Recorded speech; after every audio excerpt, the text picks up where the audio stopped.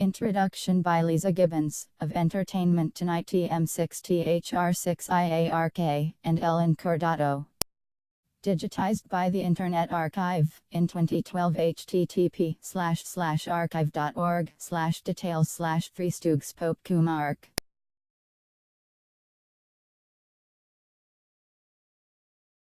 Withdrawn no longer the property of the Boston Policy Library dollar of this materia, benefited ampersand a abrarv.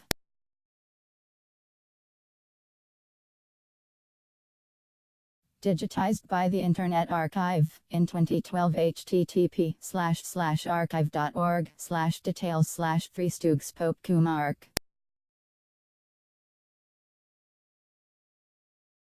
The Three Stooges.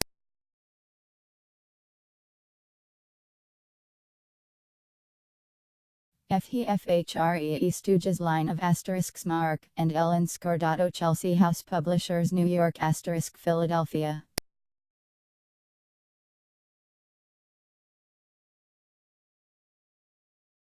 Chelsea House Publishers Editorial Director Richard Rennert, Executive Managing Editor Karen Gullen Brown, Copy Chief Robin James, Picture Editor Adrian G. Allen, Art Director Robert Mitchell, Manufacturing Director Gerald Levine, Assistant Art Director Joan Ferrigno, Pop Culture Legends, Senior Editor Kathy Coots Campbell, Series Design Boss Animchik, Staff for The Three Stooges. Editorial Assistant Scott D. Briggs, Senior Designer, Boss Animchik, Picture Researcher Matthew Dudley, Cover Illustration, Hal Just, Copyright 1995 by Chelsea House Publishers, a division of Mainline Book Co. All rights reserved. Printed and bound in the United States of America. F. First Printing 1357964-2 Library of Congress, Cataloging and Publication Data Scordato, Mark. The Three Stooges / Mark and Ellen Scordato PCM Pop Culture Legends includes bibliographical references and index. ISBN 0-7910-2344-30 7910-2369-9 PBK. 1. Three Stooges Comedy Team, Juvenile Literature. 2. Three Stooges Films, Juvenile Literature. 3. Motion Picture Actors and Actresses, United States Biography, Juvenile Literature. 4. Comedians, United States Biography, Juvenile Literature. Left bracket 1. Three Stooges Comedy Team. 2. Actors and Actresses, Hans, right bracket. I. Scordato Ellen. II title. III Series 94 to 19343 SIP PN 1-995.9.T 5S38199V T3R020V 22DC20 left bracket B right bracket AC frontispiece. In one of the Three Stooges film shorts, Mo Left and Larry Right prepare themselves for an explosion as Curly Center is about to set the blasting powder ablaze.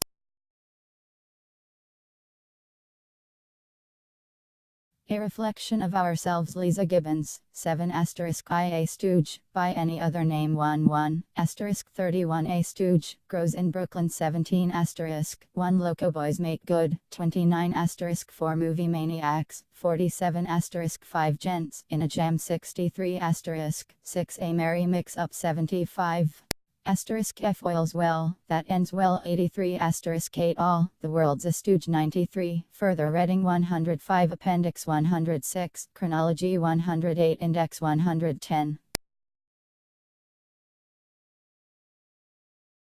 A Reflection of Ourselves. Lisa Gibbons. I enjoy a rare perspective on the entertainment industry. From my window on popular culture, I can see all that sizzles and excites. I have interviewed legends who have left us, such as Betty Davis and Sammy Davis Jr., and have brushed shoulders with the names who have caused a commotion with their sheer outrageousness, like Boy George and Madonna. Whether it's by nature or by design, pop icons generate interest, and I think they are a mirror of who we are at any given time. Who are your heroes and heroines, the people you most admire? Outside of your own family and friends, to whom do you look for inspiration and guidance, as examples of the type of person you would like to be as an adult? How do we decide who will be the most popular and influential members of our society? You may be surprised by your answers. According to recent polls, you will probably respond much differently than your parents or grandparents did to the same questions at the same age. Increasingly, world leaders, such as Winston Churchill, John F. Kennedy, Franklin D. Roosevelt, and evangelist Billy Graham, have been replaced by entertainers, athletes, and popular artists as the individuals whom young people most respect and admire. In surveys taken during each of the past 5 years, for example, General Norman Schwarzkopf was the only world leader chosen as the #1 hero among high school students. Other names on the elite list, joined by General Schwarzkopf, included Paula Abdul, Michael Jackson, Michael Jordan, Eddie Murphy, Burt Reynolds, and Sylvester Stallone. More than 30 years have passed since Canadian sociologist Marshall McLuhan first taught us the huge impact that the electronic media have had on how we think, learn, and understand, as well as how we choose our heroes. In the 1960s, pop artist Andy Warhol predicted that there would soon come a time when every American would be famous for 5 minutes. But if it is easier today to achieve Warhol's 15 minutes of fame, it is also much harder to hold onto it. Reputations are often ruined as quickly as they are made. And yet, there remain those artists and performers who continue to inspire and instruct us in spite of changes in world events, media technology, or popular tastes. Even in a society as fickle and fast-moving as our own, there are still those performers whose work and reputation endure, pop culture legends who inspire an almost religious devotion from their fans. Why do the works and personalities of some artists continue to fascinate us while others are so quickly forgotten? What, if any, qualities do they share that enable them to have such power over our lives? There are no easy answers to these questions. The artists and entertainers profiled in this series often have little more in common than the enormous influence that each of them has had on our lives. Some offer us an escape. Artists such as actress Marilyn Monroe, comedian Groucho Marx, and writer Stephen King have used glamour, humor, or fantasy to help us escape from our everyday lives. Others present us with images that are all too recognizable. The uncompromising realism of actor and director Charlie Chaplin and folk singer Bob Dylan challenges us to confront and change the things in our world that most disturb us.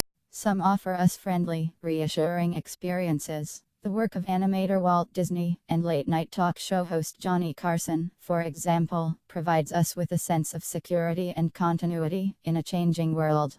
Others shake us up. The best work of composer John Lennon and actor James Dean will always inspire their fans to question and re-evaluate the world in which they live. It is also hard to predict the kind of life that a pop culture legend will lead, or how he or she will react to fame. Popular singers Michael Jackson and Prince carefully guard their personal lives from public view.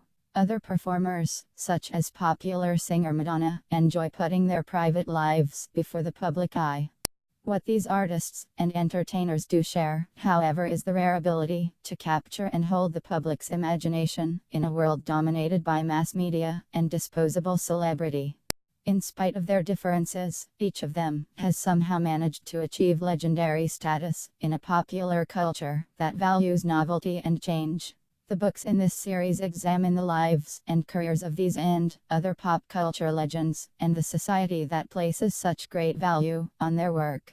Each book considers the extraordinary talent, the stubborn commitment, and the great personal sacrifice required to create work of enduring quality and influence in today's world. As you read these books, ask yourself the following questions. How are the careers of these individuals shaped by their society? What role do they play in shaping the world? And what is it that so captivates us about their lives, their work, or the images they present? Hopefully, by studying the lives and achievements of these pop culture legends, we will learn more about ourselves. TF-V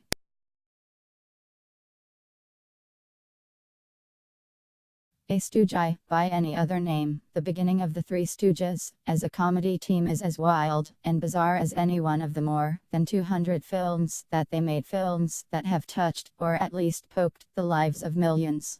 Initially, the Stooges were exactly what their name implies. Stooges, the butt of jokes for a well-known comedian named Ted Healy.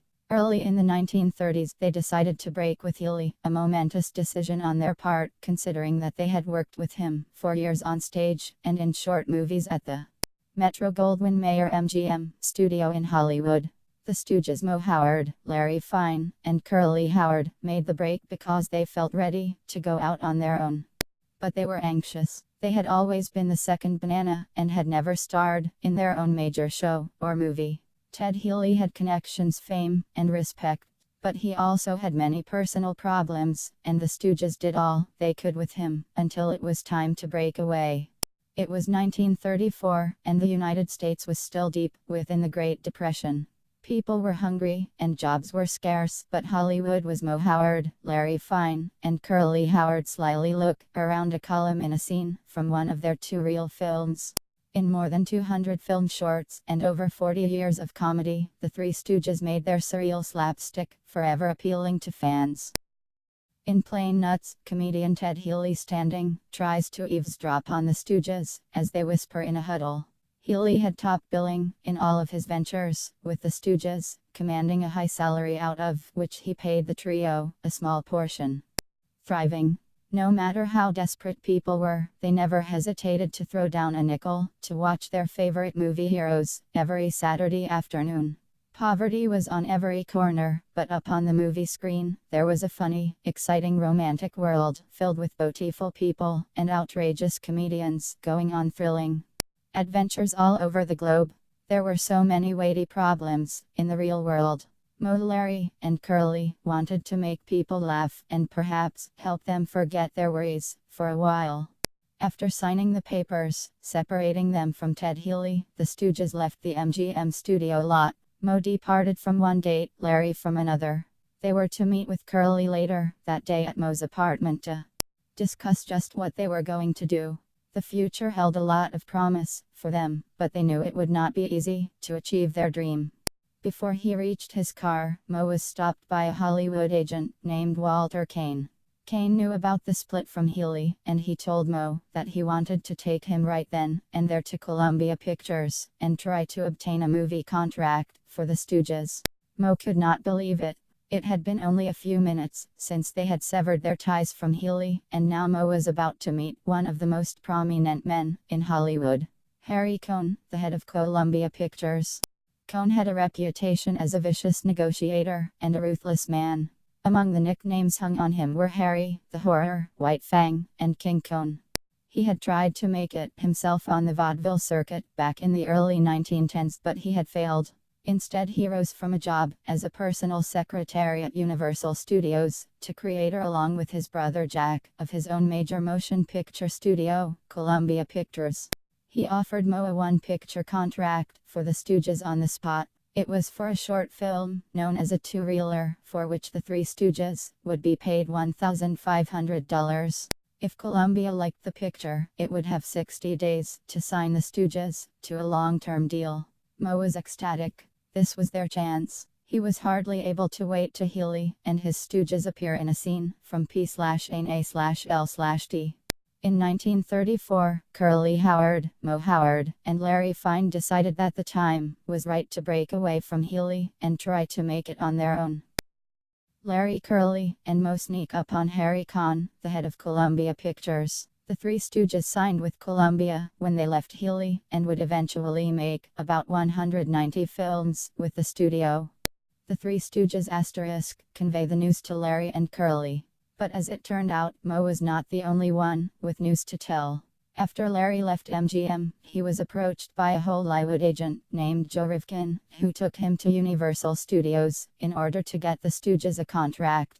There he and Larry met with studio head Carl Laemmle Jr. Harry Cohn had been a personal secretary to Laemmle's father 16 years earlier. The son of a German immigrant who had started out as a drugstore errand boy before opening his own Nickelodeon, eventually building it into a movie empire. Carl Jr. had been put in charge of production at Universal in 1929, when he was only 21. He offered Larry a contract for the Stooges, and Larry accepted it. Thus, within minutes of putting their destiny in their own hands, the Stooges had signed mutually exclusive contracts with two of the most important people in all of Hollywood. As soon as the Three Stooges were together at Moe's apartment, Moe told them the story of his meeting with Harry Cohn. But he did not get the reaction he had counted on, for Larry then blurted out his story about his meeting with Carl Moe Jr. The three of them were dumbfounded. The next day, a series of meetings and phone calls determined that Moe had signed his contract with Columbia about 3 hours earlier than Larry had signed his with Universal. The Stooges belonged to Columbia. Having been with Ted Healy for so long, Larry and Curly questioned whether the Stooges could make it on their own. But Moe, as the new unofficial leader of the group, convinced them that it would all be for the best, and their first decision was to change their name. No longer would they be Ted Healy and his Stooges. From then on they would be known as the Three Stooges. They remained the Three Stooges for nearly 4 decades, and the mere mention of their name can instantly conjure up their unmistakable images of eye-poking, pie-throwing, seltzer-squirting zaniness.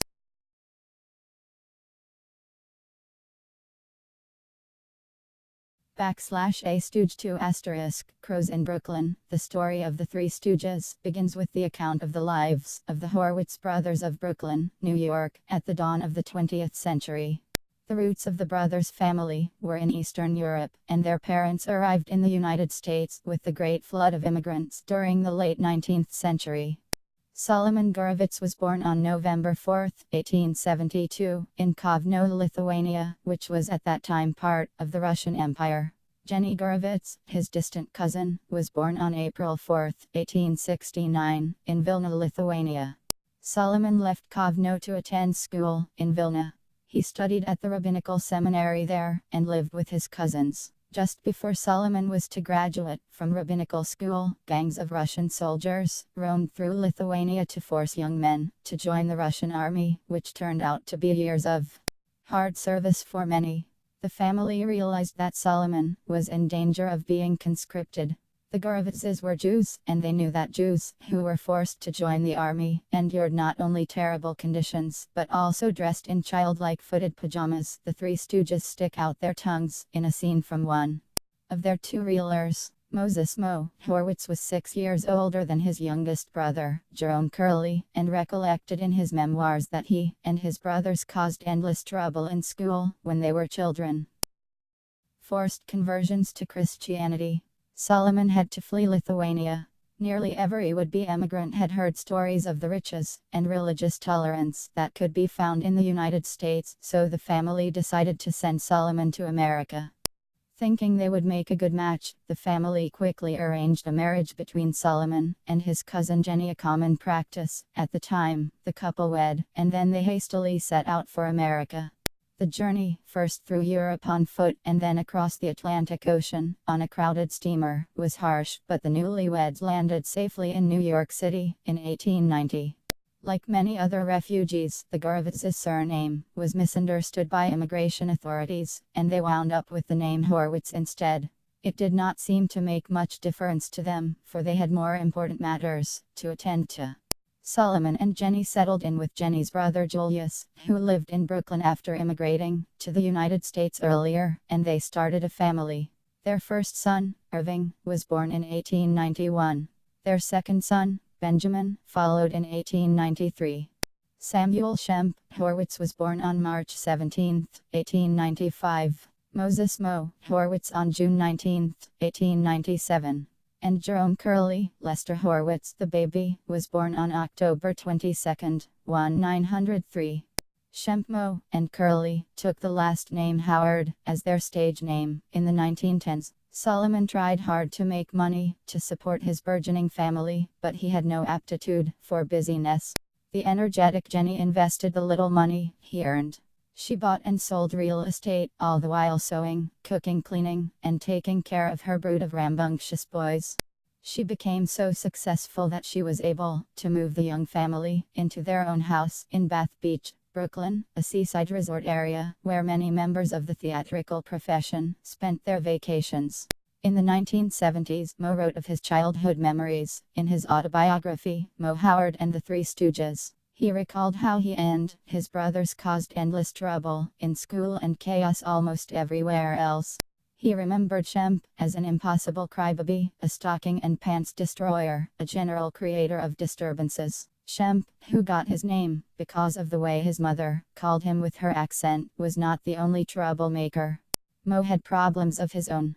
According to family lore, Jenny had wanted her fourth child to be a girl. Mo was not obviously, but he did have long, curly hair, which Jenny delighted in brushing and arranging in long sausage-shaped curls. The style was acceptable for toddlers in those days, but Jenny kept Mo's hair long as a child. Mo had to defend himself daily from his classmates, teasing about his long, curly black hair.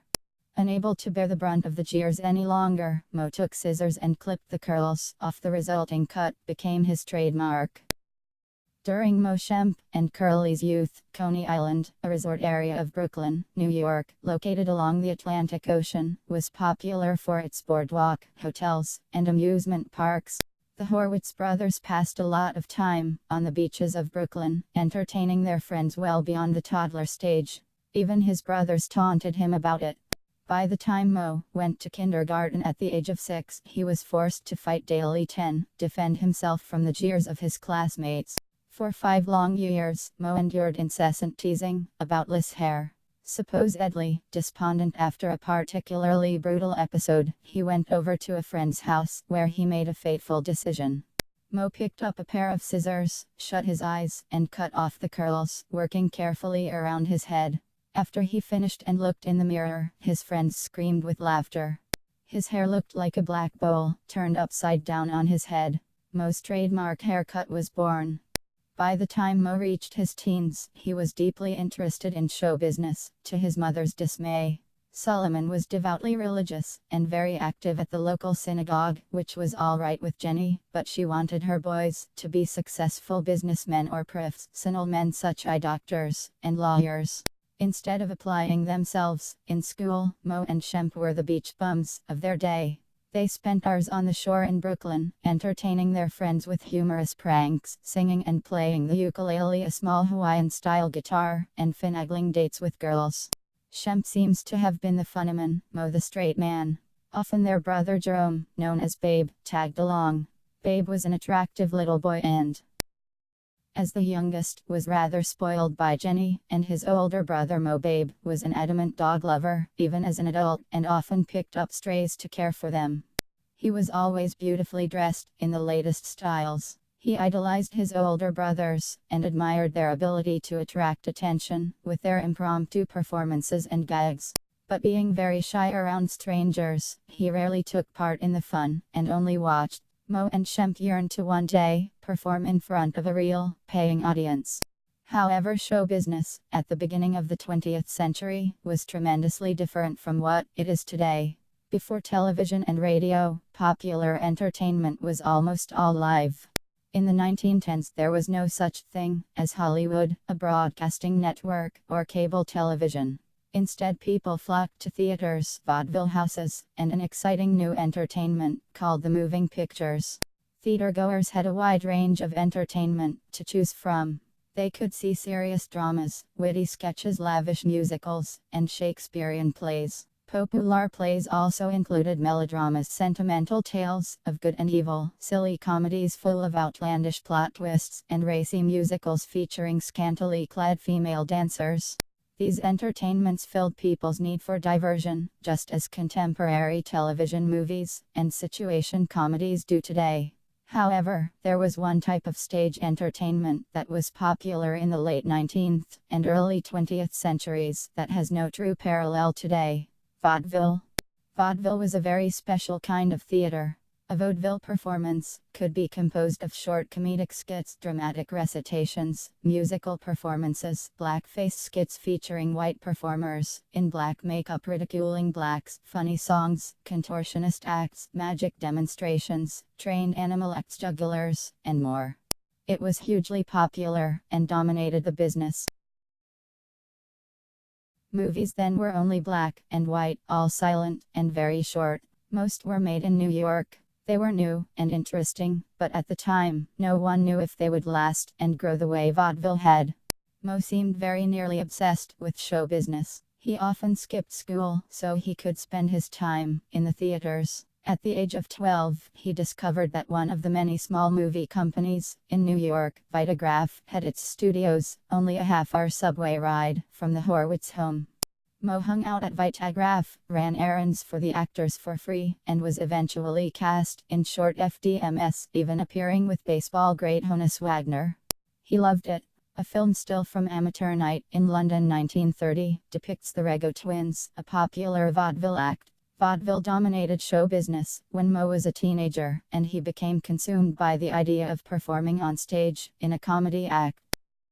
In the late 1940s, Mo, his brother Shemp, and Larry act in a stunt involving seltzer bottles. Shemp enjoyed entertaining as much as Mo did.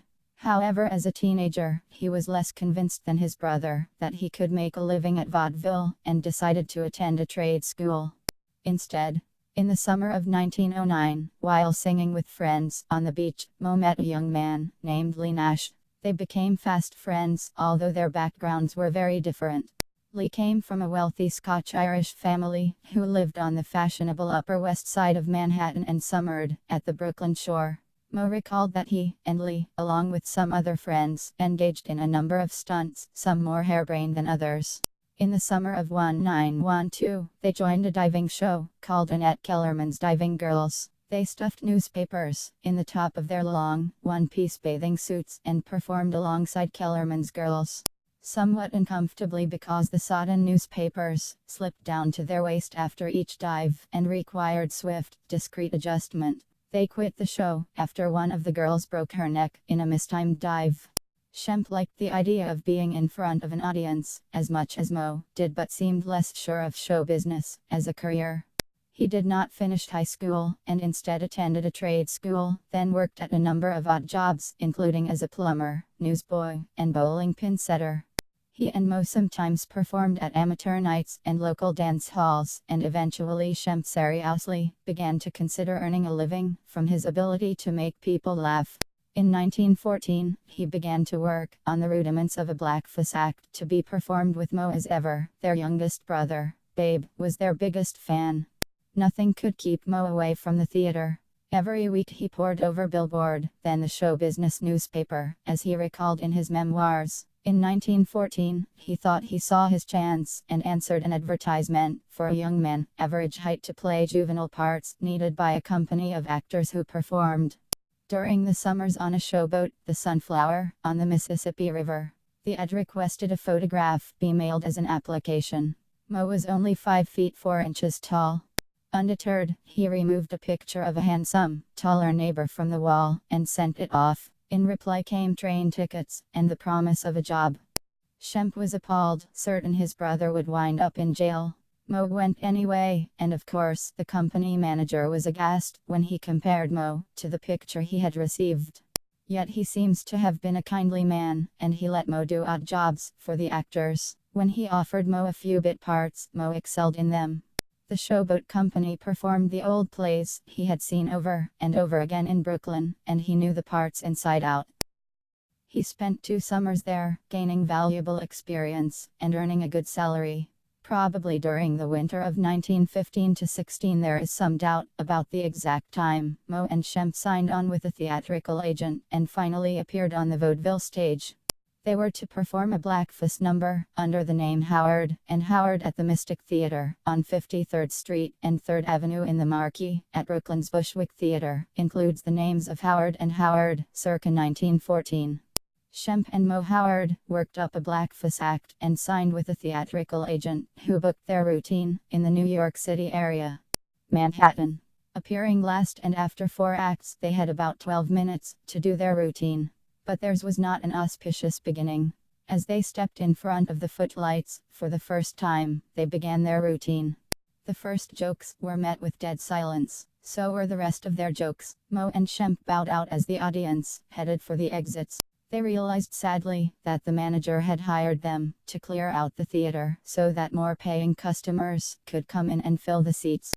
The performances were continuous, and the manager's profit depended on turning over the bodies in the seats as efficiently as possible. They bore the indignity of this treatment for the entire length of their contract, mercifully only 3 days. Still Mo and Shemp persevered. The act broke up briefly when Cheifet was drafted for military service in World War I, but reformed soon after when Cheifet was discharged as a bedwetter. Their act met more success as they gained experience, and at last they felt they had truly made it in vaudeville. The brothers played for the well-known Laus and Radio Keith Orpheum RKO theaters, which were rival organizations. In the RKO theaters, they performed in blackface. In the Laus theaters, without makeup. The world of vaudeville was bizarre at times, and Cheifet and Mo met all sorts of people: German acrobats, affable contortionists, temperamental singers, and shady managers who were reluctant to pay them. Cheifet and Mo continued as Howard and Howard until 1922, when Mo's childhood friend Lee Nash, who had taken the stage name Ted Healy, appeared at the Prospect Theater in Brooklyn. The Howard brothers were about to enter a whole new world of celebrity. 1. Jim &Me &I.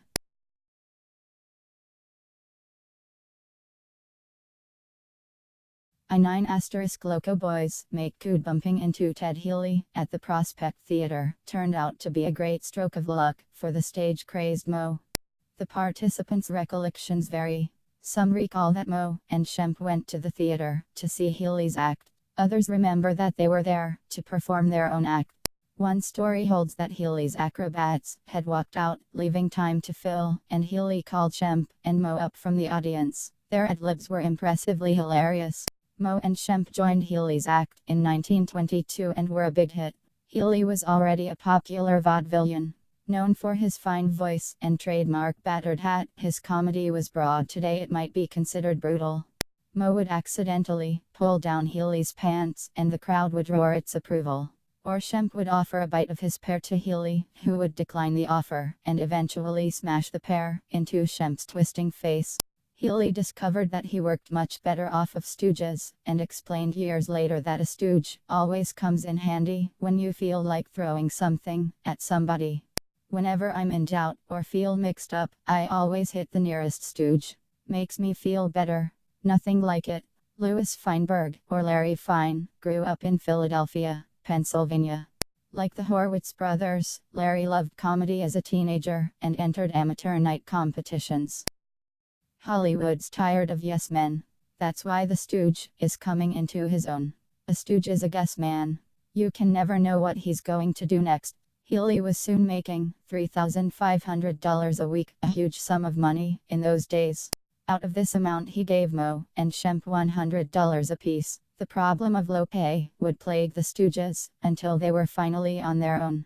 Jenny Horwitz was against the boys' show business careers from the start. Solomon barely spoke around the house, as family members recalled, so what Jenny said carried immense weight. She was afraid her sons would never be able to support themselves in the theater, which she considered a low-class profession. Ted Healy himself implored her to let the boys be part of his act, and Jenny relented only after he agreed to make a charitable donation to their synagogue.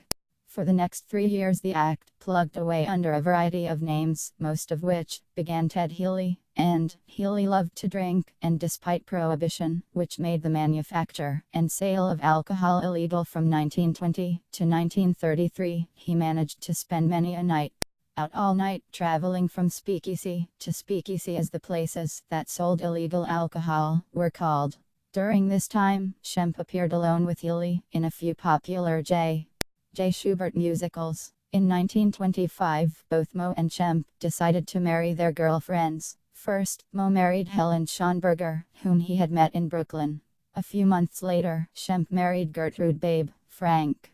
Marriage, of course, meant new responsibilities, for each looked forward to starting a family. That same year they met another man, who would have a great effect on their future. During a night out in Chicago, Ted, Mo, and Cheifet went to Rainbow Gardens, a nightclub and Jai front an arena. The nightclub featured an act in which a strange-looking man in a tuxedo and long tails played the violin, told jokes, and performed a Russian dance. Impressed by the fellow's wild humor, Ted and the two Howards met with the performer, Larry Fine, and asked him to join their group. Larry was offered $100 a week, $90 for the act itself, and $10 to get rid of the fiddle. Larry, however, had only recently signed a 7-year contract with the nightclub. The next night, the police closed the club because it was serving alcohol. Larry no longer had a binding contract and was free to join the new group. Louis Feinberg, his stage name was Larry Fine, was born on October 5, 1902, in South Philadelphia, Pennsylvania. Like Solomon and Jenny Gorowitz, Joseph Frenchikov, Larry's father, had emigrated from Russia because of anti-Semitism. He was a successful watchmaker and jeweler who took Feinberg as his surname. Upon his arrival in the United States, when he found out that his brother Nathan had been using that name. In Philadelphia, Joseph met Fanny Lieberman, and the couple got married. Larry was their first child, followed by Mo Philip and Lila. According to family members, Larry was a born comic who seemed to want to please an audience since the days when he wore diapers. When he was only 2 years old, he danced for admiring relatives in his parents' jewelry shop. After entertaining them for a few moments, young Larry fell through a glass case. Fortunately, he was not hurt, but that might have been the first pratfall of his hilarious career. He was forced to learn the violin at the age of 4 as therapy after he burned his arm badly with acid in the jewelry shop. What started as rehabilitation eventually became a lifelong love. Music seemed to run in the family. When Joseph had been drafted by the army in Russia, he escaped persecution by joining the army band as a horn player. Larry grew to be a proficient musician, able to play many different instruments including a homemade violin, constructed from a cigar box, a broom handle, and strings that he played like a cello. He played first violin in his grammar school orchestra, and when he was 10, he soloed at a children's concert in Philadelphia, performing humoresque Dvorak. As he got older, he entered amateur night competitions, which he usually won. His younger brother Mo, who spent much time with Larry backstage at amateur nights, recalls him as an excellent comedian, as well as a somewhat successful boxer and singer. Larry's parents supported his interest in music, but his father preferred that his son play classical compositions. Larry had other plans. His first big vaudeville performance panned out well in 1921 or 1917, according to Mo Feinberg, in Gus Edwards' Newsboy Sextet. He met several other entertainers there, and together they formed an act called the Haney Sisters, who were singers, dancers, and comedians, and fine. Larry liked the Haney sisters, especially Mabel, whom he later married. But Larry's life changed the night he met Mo, Shemp, and Healy. The Horwitz brothers and Feinberg had grown up around vaudeville, loved music, and came from similar backgrounds: hardworking, exuberant immigrant families. Shemp, Mo, and especially Larry admired actor-comedian Charlie Chaplin and singer Al Jolson. With the Howards, Larry shared a very particular, very physical, and wholly bizarre sense of humor. Throughout the next few years, the group's name changed. Among the names they called themselves were Ted Healy and his 3 Southern Gentlemen, and Ted Healy and his gang. One member or another would drop out for a time, but there was always one constant. When together on stage, they were extremely funny. Their act continued to get more and more outrageous, and people flocked to see them. Healy and the Stooges wrestled with bears, led a parade of cats across the stage. Actor and director Charlie Chaplin is seen here in the 1915 silent movie, The Tramp. Shemp, Mo, and Larry revered Chaplin, whose agility and sense of timing in comedy had no equal. Away ladders to leave someone hanging from the top of the stage curtains. The sillier the idea, the more they liked it, and the more the audience laughed and cheered. The group toured across the country, but they were especially popular in New York and California. In 1927, when Healy and Shemp left to do the Broadway musical Revue A Night in Spain, Mo decided to. Choreographer and director Busby Berkeley worked with Healy and the Stooges in the 1929 Broadway Revue A Night in Venice. Critics raved about their comedy act in the revue and considered it the best part of the production. Spend more time with his wife and new daughter, Joan. Larry also took a break by marrying Mabel Haney. During this time away from the stage, Mo tried his hand at real estate. He invested more than $20,000 in land and built houses in Brooklyn. The houses he constructed turned out to be too expensive for that neighborhood, and he lost almost all of his investment. After a second business failed, Mo realized that he had to return to show business, where he felt he belonged. He called Ted Healy, who immediately gave Mo the opportunity to rejoin the group. Healy and his Stooges had been invited to perform in a new musical with the Schubert Organization 34. In 1929, Ted Healy and his Stooges appeared in A Night in Venice, a Broadway revue, directed and choreographed by Busby Berkeley, who went on to direct some of the most lavish and successful Hollywood musicals of the 1930s, including 42nd Street, The Gold Diggers of 1933, and For Me and My Gal. Critic Brooks Atkinson, in the New York Times, enthusiastically called the Stooges three of the frowsiest numbskulls ever assembled. A masterpiece of slapstick comedy. The best number. That October, the stock market crashed, marking the start of the Great Depression. The show closed, but not before the Stooges had made an impact on the entertainment world. Even their name itself took on a life of its own. In her New York Theater column, writer Allison Smith wrote that the word Stooges is a vaguely descriptive little word, yet we haven't yet been able to determine just what it describes. Wherever it came from, it is now definitely fixed in theatrical vocabulary, and you don't have to read Variety to recognize these grease paint Sancho Panzas, dumbly loyal to the mastermind of their leader. The group was rewarded for its success in A Night in Venice, when a scout from Fox Studios, who had seen the show, signed Healy and the Stooges to appear in the film Soup to Nuts 1930. Ted Healy accepted a smaller salary than usual, only $1,250 per week, in order to make the picture. Each Stooge received $150 per week from Healy. The Stooges, whom Ephraim Katz, in the film Encyclopedia, says were billed as the Racketeers, played both wacky firemen and Mexican revolutionaries in the film, whose script was co-written by the renowned cartoonist Rube Goldberg.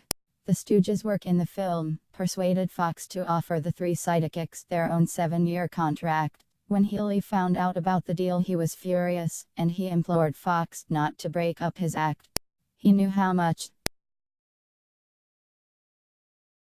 he needed his Stooges. Fox decided to rescind its offer to the Stooges. An outraged Mo convinced Shemp and Larry that they could make it as a trio without Healy, and they soon were doing shows billed as the Three Lost Souls.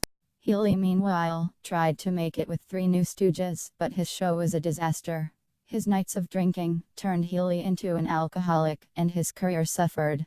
He needed his old group back, yet what he did next merely alienated Healy further from the Stooges. As Mo, Larry, and Shemp prepared to play at the Hippodrome in New York City, Healy sued them to prevent the Stooges from using any of the old material they had developed with him. The suit also claimed that they could not use Healy's name in their ads, which billed them as former associates of Ted Healy. However, theater owner J. Schubert claimed that the material was developed as part of the Schubert enterprise, and he signed over the rights to Mo, Larry, and Shemp, so Healy's suit failed. Healy then hired some goons to threaten to beat up the Stooges if they continued to use Healy's material. However, the Stooges were already using more and more of their own original skits, writing new bits at a feverish pace. Their efforts were not born simply from the fear of lawsuits or bodily harm. They yearned to establish their own identity, and without Healy they now had the freedom to try out whatever they wanted.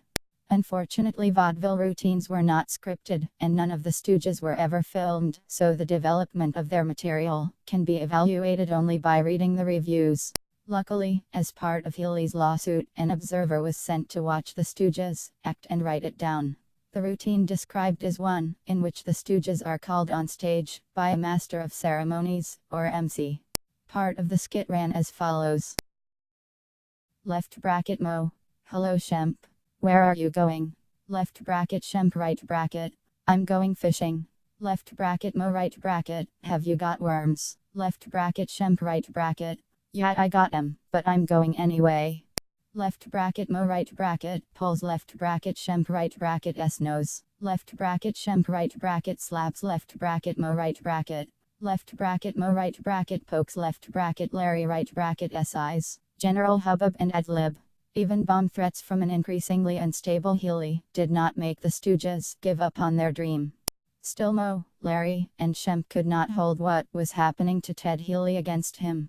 They knew he had many problems, and they actually wanted to help him with them.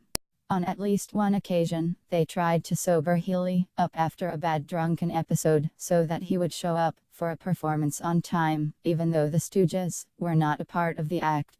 Their efforts saved Healy's job. After this particular episode, Healy begged to rejoin the group. Mo assured him that if Healy did not take a drink for the remainder of his current 4-month contract, Mo would consider putting the former group back together.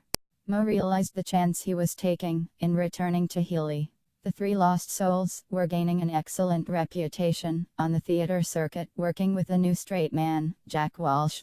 One review said that Howard Fine and Howard have one of the most amusing acts in show business. Rejoining Healy could jeopardize their newfound identity. Healy kept his promise not to drink, but Cheifet, unlike the others, did not trust him. The group signed on as Ted and his Stooges to appear in Schubert's Broadway Revue 77 carat passing show of 1932. But when Healy was offered more money by the Balaban ampersand Cats circuit, he found a loophole in his contract with Schubert and accepted the new, higher-paying job. For Cheifet, this action was the last straw.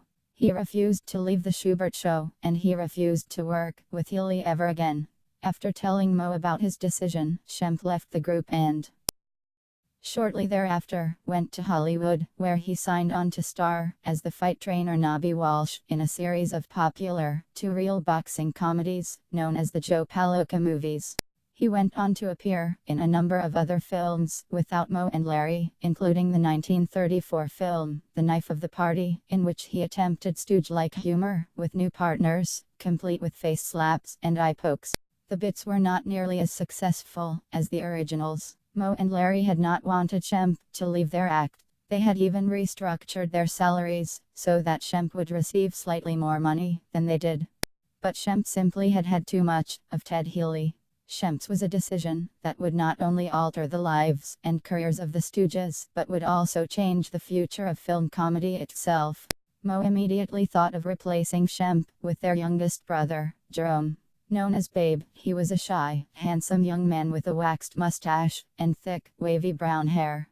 His looks and style attracted numerous girlfriends. He had done a little comedy of his own, but mostly he stayed at home with his parents, waiting for the day when his older brothers would let him into their act. For years he watched them closely, learning the routines and imagining himself on stage with them. Although their parents were very much against this idea, it was almost all Babe could think about except for women.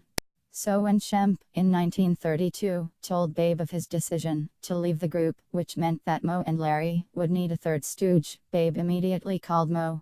Mo set up an appointment for Babe to meet Healy. But the shy, reserved Babe did not know what to do at his audition, and was disappointed when Healy told him that he was too conventionally attractive. With his mustache and thick wavy hair, he would never fit in with the group. Frustrated and unsure of what to do next, Babe opted for the unthinkable. He went to the barber, who had been cutting his beautiful locks for years, and told him to shave them all off.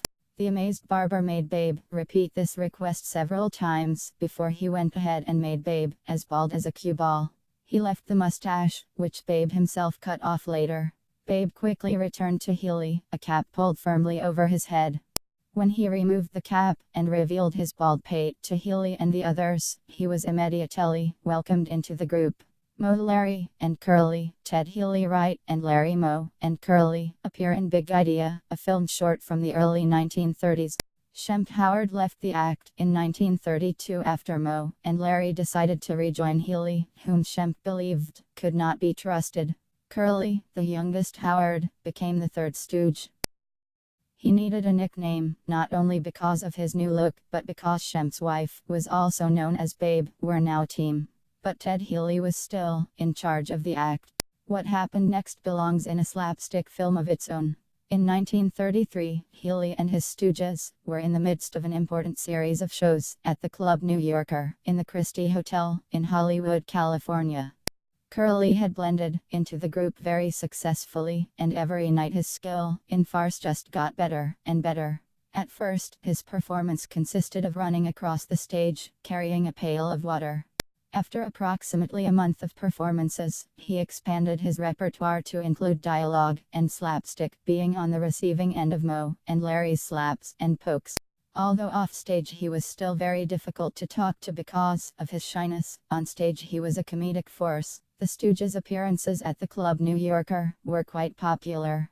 Among those with reservations for the Stooges' engagement were important Hollywood residents, including actor Wallace Beery, actress Loretta Young, dancer Ginger Rogers, and producer-director Mervyn LeRoy, who had directed the controversial film I Am a Fugitive from a Chain Gang, 1932.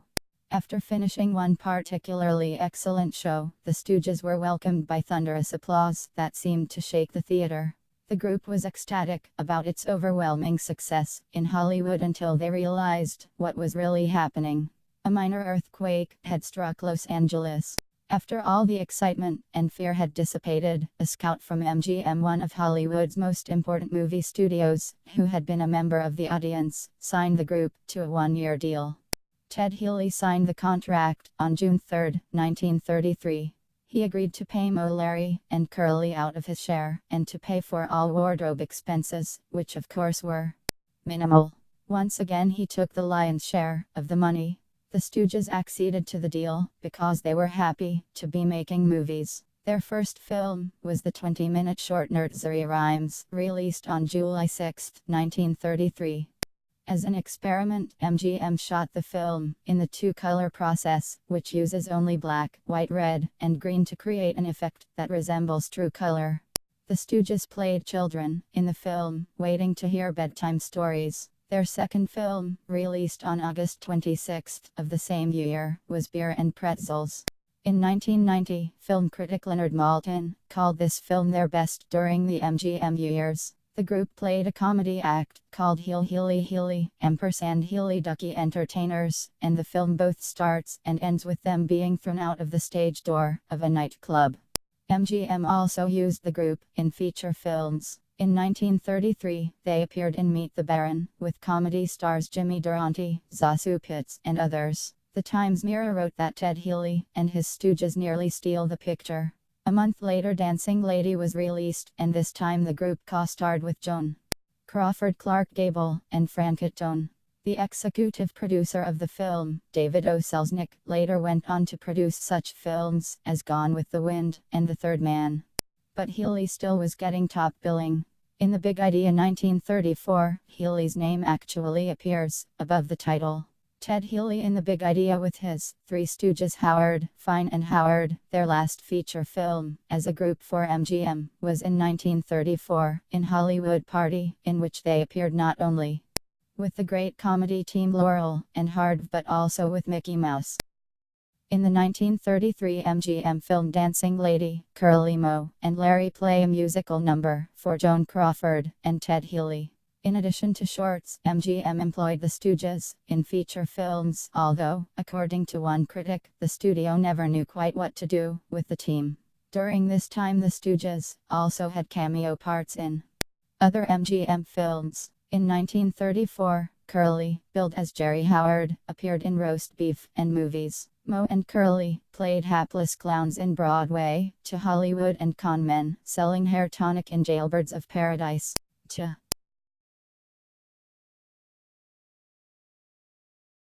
prove that the hair tonic works, Curly pulls off his wig and proclaims, "Why, 6 months ago I was as bald as this." Larry had one line, "Will you play Fuzzy Wuzzy?" in Stage Mother, a film that featured Ted Healy in a more substantial role. While all of the Stooges. In January 1934, waiters Moe, Larry, and Curly serve customer Healy in a swank restaurant. Because Healy considered himself the star of the group, despite the praise the Stooges received from reviewers and audiences, and because Healy still earned more money than the others, Moe decided the time had come for the Stooges to make it on their own. Individual appearances were in minor bit parts. Healy was getting much bigger roles on his own. Thus he still considered himself the star of the group, even though the reviews, which nearly always singled out the Stooges, not Healy, and the audience, told a different story. Even those who do not praise the Stooges' work with MGM recognize the importance of the films. In June 1990, professor and film historian William K. Everson wrote in Video Review of the Stooges' MGM years, "It's a period in which the Stooges hadn't really hit their stride or made a successful transition from a vaudeville style. Still, without being especially funny, the various MGM shorts they made, and their guest appearances in such MGM feature films as Fugitive Lovers and Dancing Lady are fascinating. For one thing, MGM never knew quite what to do with the team. One gets a chance in these early comedies to see the Stooges' slapstick routines as well as their own differing persona, undergoing a development and polishing process. In most of this early work, the Stooges were still literally the Stooges of Ted Healy. They would not be for long. While watching one of Healy's solo film appearances, Moe noticed that Healy used many of the same gestures he used when he was with the Stooges on stage, but because the Stooges were not with him, he looked awkward and uncomfortable. The realization that Healy needed the Stooges more than the Stooges needed him, coupled with the Stooges' own growing reputation, led Moe to break away from Healy. Of course, that the Stooges were still being underpaid by Healy no doubt affected Moe's decision. Different reports show that the Stooges made anywhere from $100 to $150 a week, with some claiming that Moe made more than Larry, and Curly made far less than the other two. Healy and Moe parted ways amicably, two longtime friends who had been through a lot together, prepared now to go their separate ways. The gossip columns bemoaned the end of Ted Healy and his Stooges. No one, including Moe, Larry, and Curly themselves, were sure that the Stooges would be able to make it on their own. But then came that fateful day, when Moe and Larry, upon leaving MGM separately, signed movie deals. The Three Stooges were off to make films for Columbia. They were ready to take Hollywood by storm.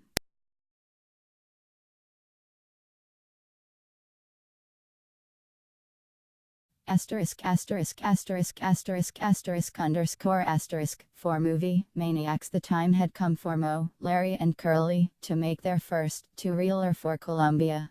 The contract they had signed stated that they would make one two-reel short film for the studio, which the studio executives would evaluate for up to 60 days. If the film was successful, Columbia could exercise the option of signing them to a long-term deal. Understandably, the three were nervous, for their whole career in movies rested on the success or failure of this first venture, with Columbia, shot in June 1934. Oddly, the short, called Woman Haters, listed Howard Fine and Howard separately instead of as a team. Written by the director, Archie Gottler, in rhyme, the musical starred Larry and featured Moe and Curly. It seemed to go well. Columbia liked their performance. Still, as Moe Howard recalls in his memoirs, he was anxious to get the long-term deal signed. He spent 2 feverish nights and a day writing a 9-page outline of a boxing comedy called Punch Drunks, which was based on an idea he had had for some time, then showed it to the studio. A few days later, a Columbia executive named in a publicity photograph the private images of Curly, Larry, and Moe have been juxtaposed with their public personas, the characters of the Three Stooges. Ben Kahane called the three to a meeting. Pleased and impressed by the outline for Punch Drunks, Columbia offered them a 7-year contract, renewable at Columbia's discretion each year, for 8 two-reel comedies per year, to be shot over a period of 40 weeks. The remaining 12 weeks of the year belonged to Moe, Larry, and Curly for vaudeville tours, personal appearances, or whatever they wanted to do, except appear in any other film productions. The group's total income from Columbia came to $60,000 per year, a tremendous sum in the depths of the Great Depression. Just a short time earlier, with Ted Healy, they were making about $5,000 each per year. The good life beckoned, and they knew they were about to share their own uproarious slapstick with the world. Two-reelers were in great demand by movie theaters across the country.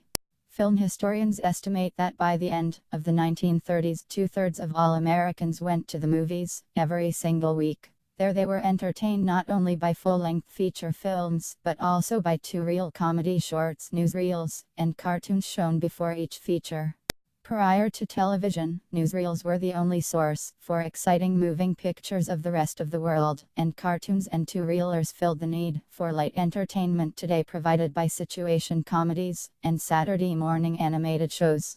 Successful comedians could be seen by a nationwide audience nearly every week. The Stooges knew that with hard work, luck, and determination, they could become household names. The work would indeed be hard. Billed officially as the Three Stooges at last, in June 1, 1934, Moe, Larry, and Curly plunged into the maelstrom of their busy studio shooting schedule. Completing 8 two-reelers in 40 weeks meant about 5 weeks for each short, and often even less time than that. Their physical, sometimes brutal slapstick ensured plenty of mishaps and various injuries for all.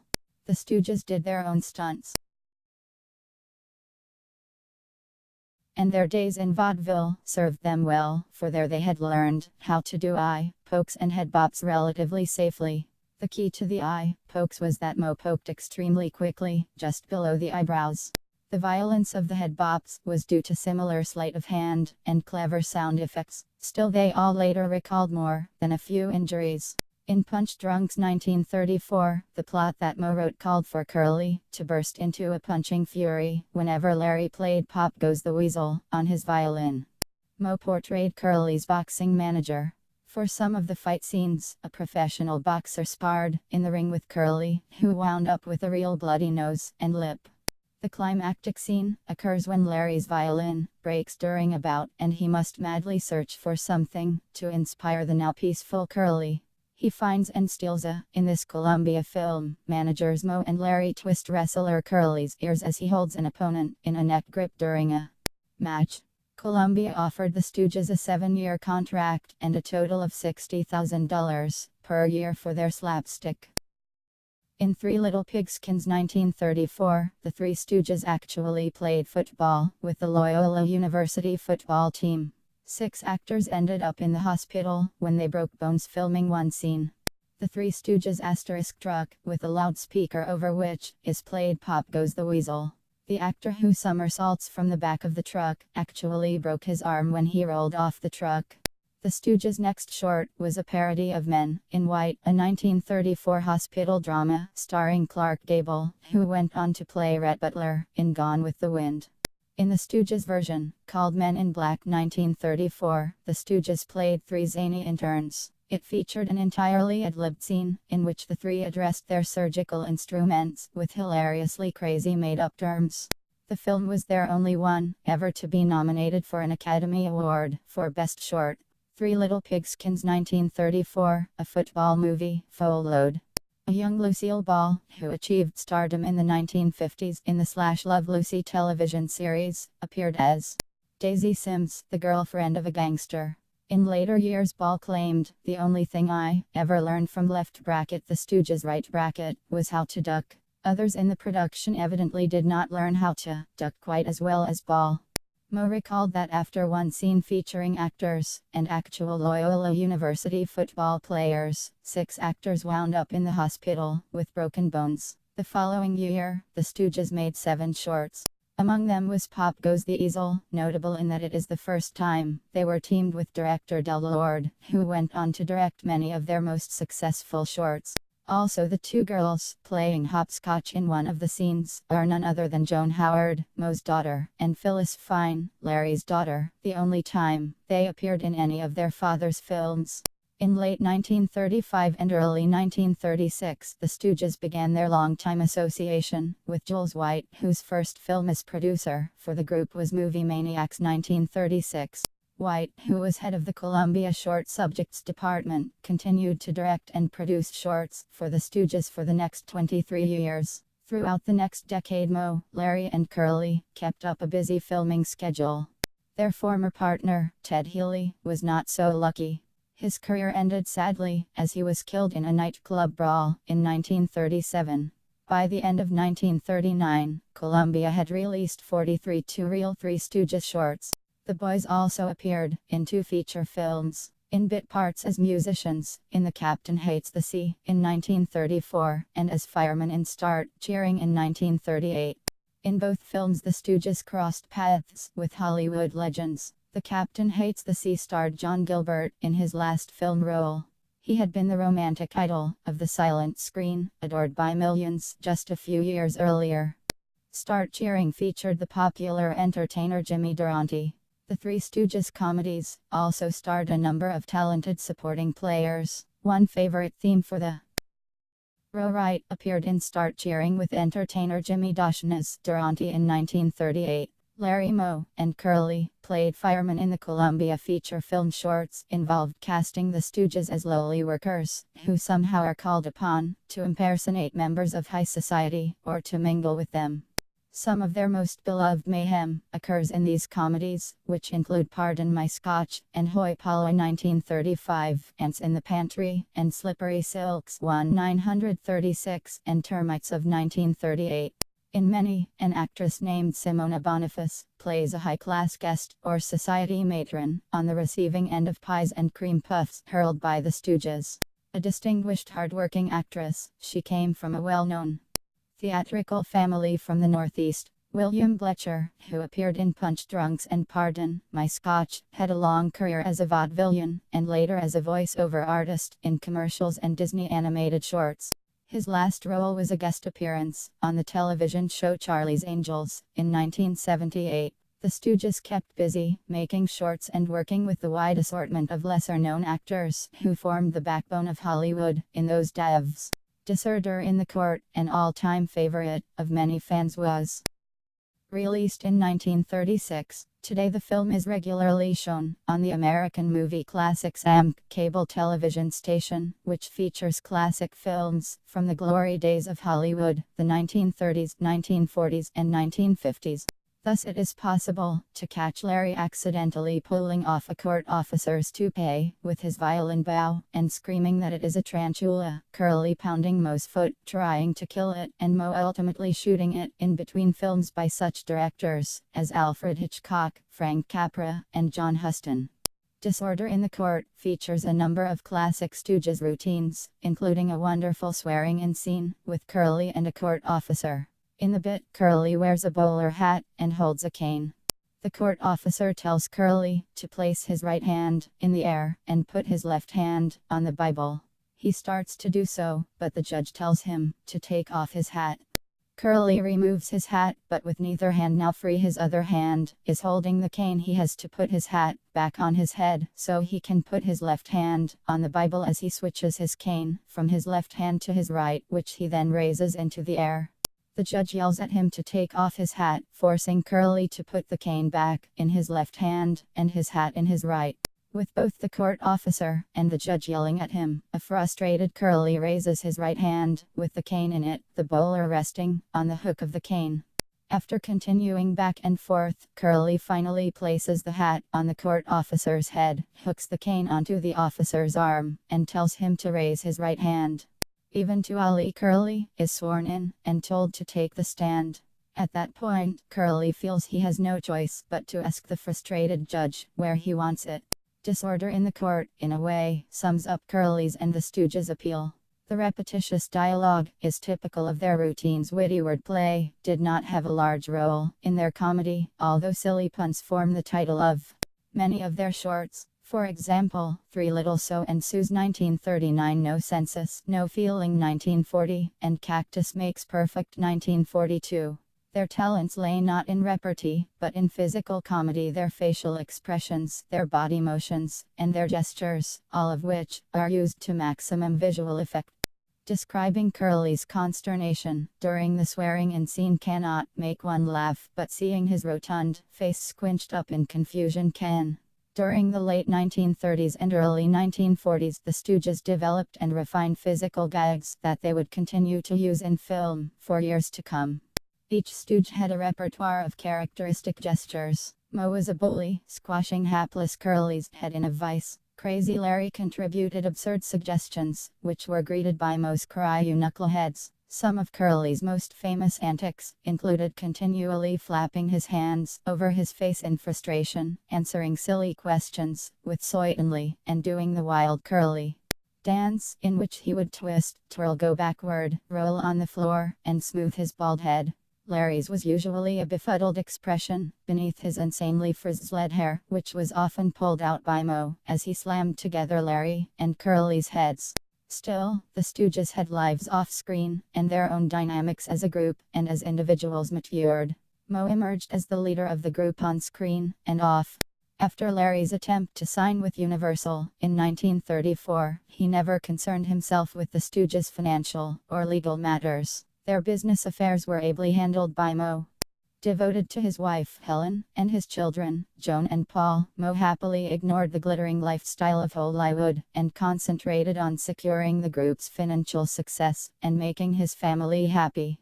Ed Burns, one of the Stooges' longtime directors, recalled Moe as extremely hardworking and all business. His daughter, Joan, her husband, Norman Moorer, and other friends have recounted stories of Moe's generosity and kindness. Once on the spur of the moment, he bought Christmas groceries for longtime Stooges sidekick Emil Sitka and his whole family, which included 7 people. He volunteered his services to a society that helped children who had cerebral palsy, impaired muscular power and coordination from brain damage, usually incurred before or at birth, and served as its president 3 times. Larry Fine and his wife, Mabel, disliked housekeeping and lived in hotels in Atlantic City, New Jersey, and Hollywood, California with their 2 children, Phyllis and Johnny. They enjoyed entertaining fellow actors and actresses at extravagant parties, where Larry could keep the guests laughing. Although Larry was a talented comedian, his suggestions for gags for the Stooges' routines were mostly ignored, for many people did not understand his offbeat sense of humor. Still, he never became upset about being passed over.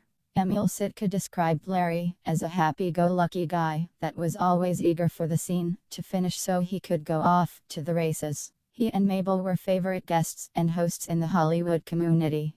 One area in which Larry was not skillful, however, was managing his money. In fact, in his later years he said, "Moe saved his money, I spent mine." Moe's youngest brother, Curly, who had always lived for the moment, could barely be restrained from spending his paycheck as soon as he got it. He loved cars, pretty women, and all the accoutrements of a Hollywood star. In 1937, he married Elaine Ackerman, and they had a daughter, Marilyn, but the marriage failed 4 years later. It was his second marriage. His first, in the late 1920s, had been dissolved at his mother's insistence. Even then, he preferred to spend time dancing and drinking in nightclubs, entertaining his friends by playing the spoons or ripping up tablecloths in time to the music. Years later, Elaine said, "He was a real cute-up when we were out in public." In fact, Curly's mother, Jenny, had taken him to Europe immediately after she broke up his first marriage. On his own for a time, he enjoyed himself vastly with the amusements offered by Paris, France, in the roaring 1920s. 10 years later, nothing had changed.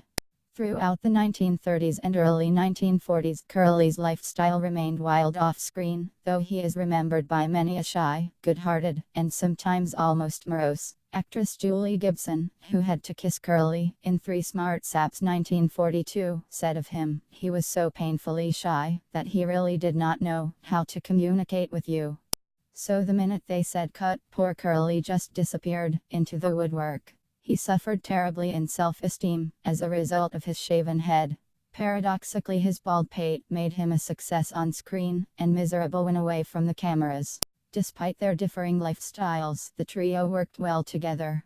When not hectically filming for Columbia, they made appearances in person, paid of course. In fact, much of their income came from the 12 weeks a year they spent appearing on stage in New York, Boston, and other big cities. Their fame grew through their film work, and they became even more popular and successful as live performers. In 1939, they were invited to perform in London, England, at the renowned Palladium. They traveled overseas on the prestigious Queen Mary ocean liner. The captain was so impressed with their fame that he transferred them to first class for free. Moe recalled one of the headlines in the London newspapers: "Stooges arrive in London, Queen leaves for America." The trio was touched by the affection shown them overseas. They appeared in extended engagements in London, in Blackpool, England, and in Dublin, Ireland, where a crowd of admirers made off with Curly's hat and tore the pockets off his coat in a frenzy of admiration.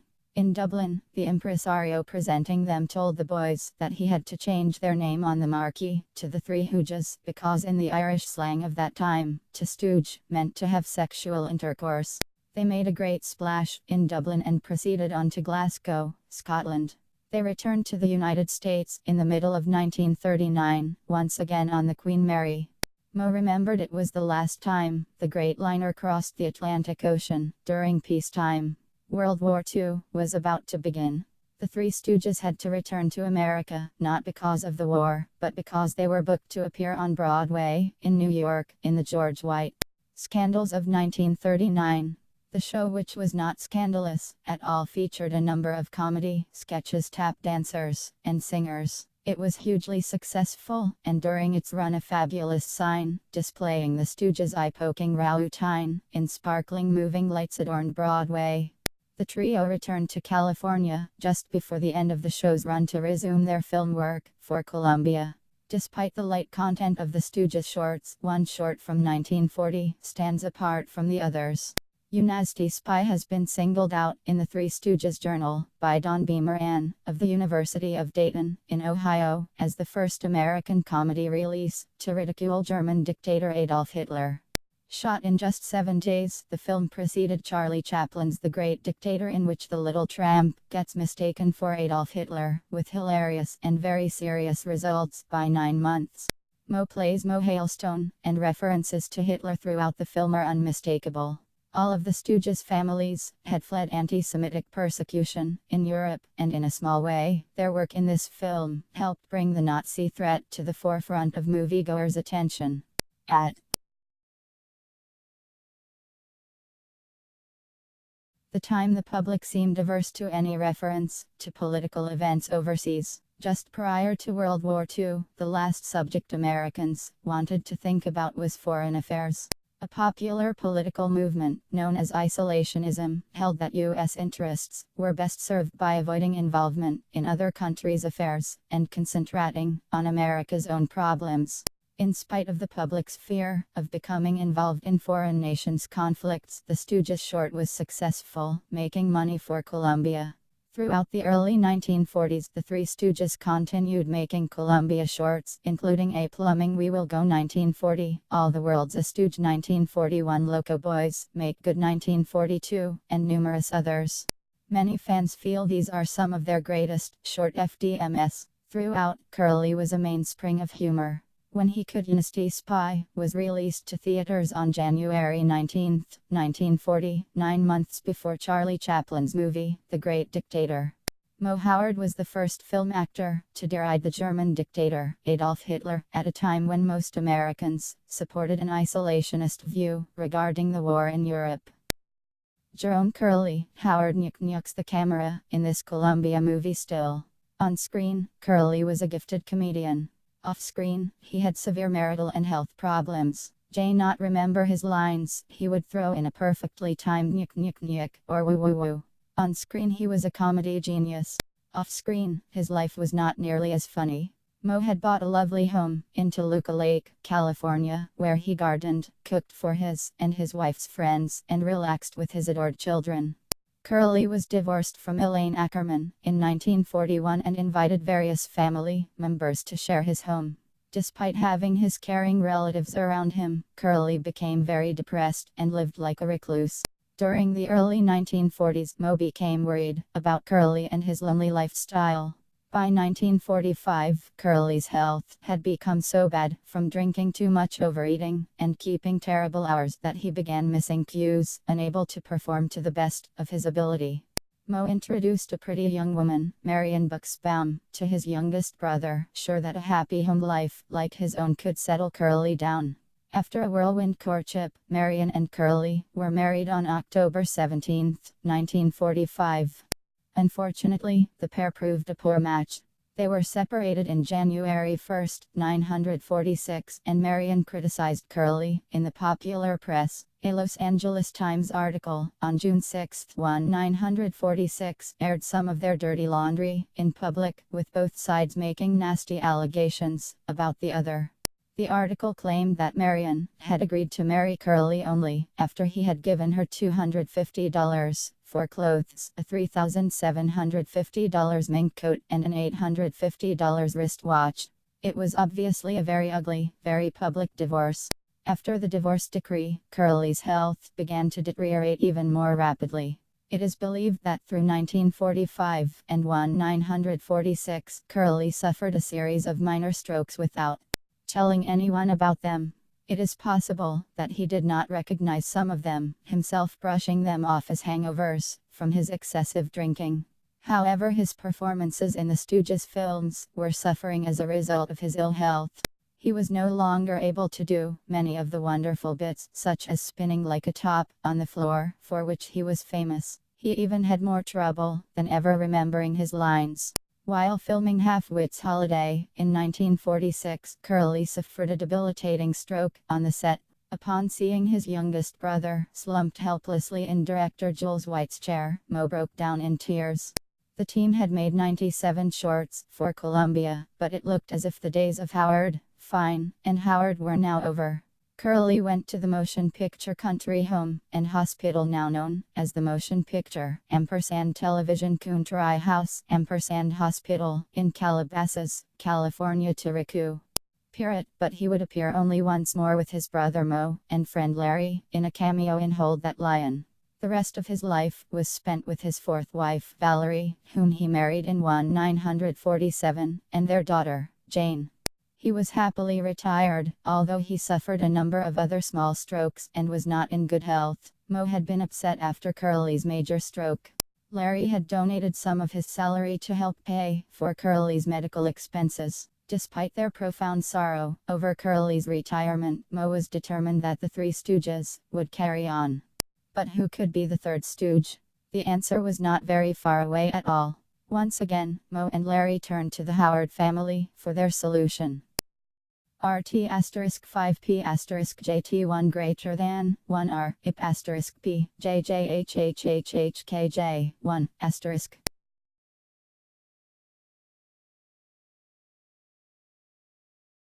5. Gents in a Jam. Curler's retirement and diminished capacities had saddened Moe greatly. Curly had been the baby of the family, had idolized his older brothers, and had been his mother's favorite. Moe felt for his brother, and for his personal problems and ill health. He also knew how important Curly's inspired clowning had been to the Stooges. Although Larry was not a Howard brother, he understood how close the Howards were to each other, and realized that a phase of the Stooges' career had ended forever. Never again would the trio perform quite the same act. Moe gave the question of Curly's replacement much thought. He decided he wanted his brother Shemp Howard to become the third Stooge.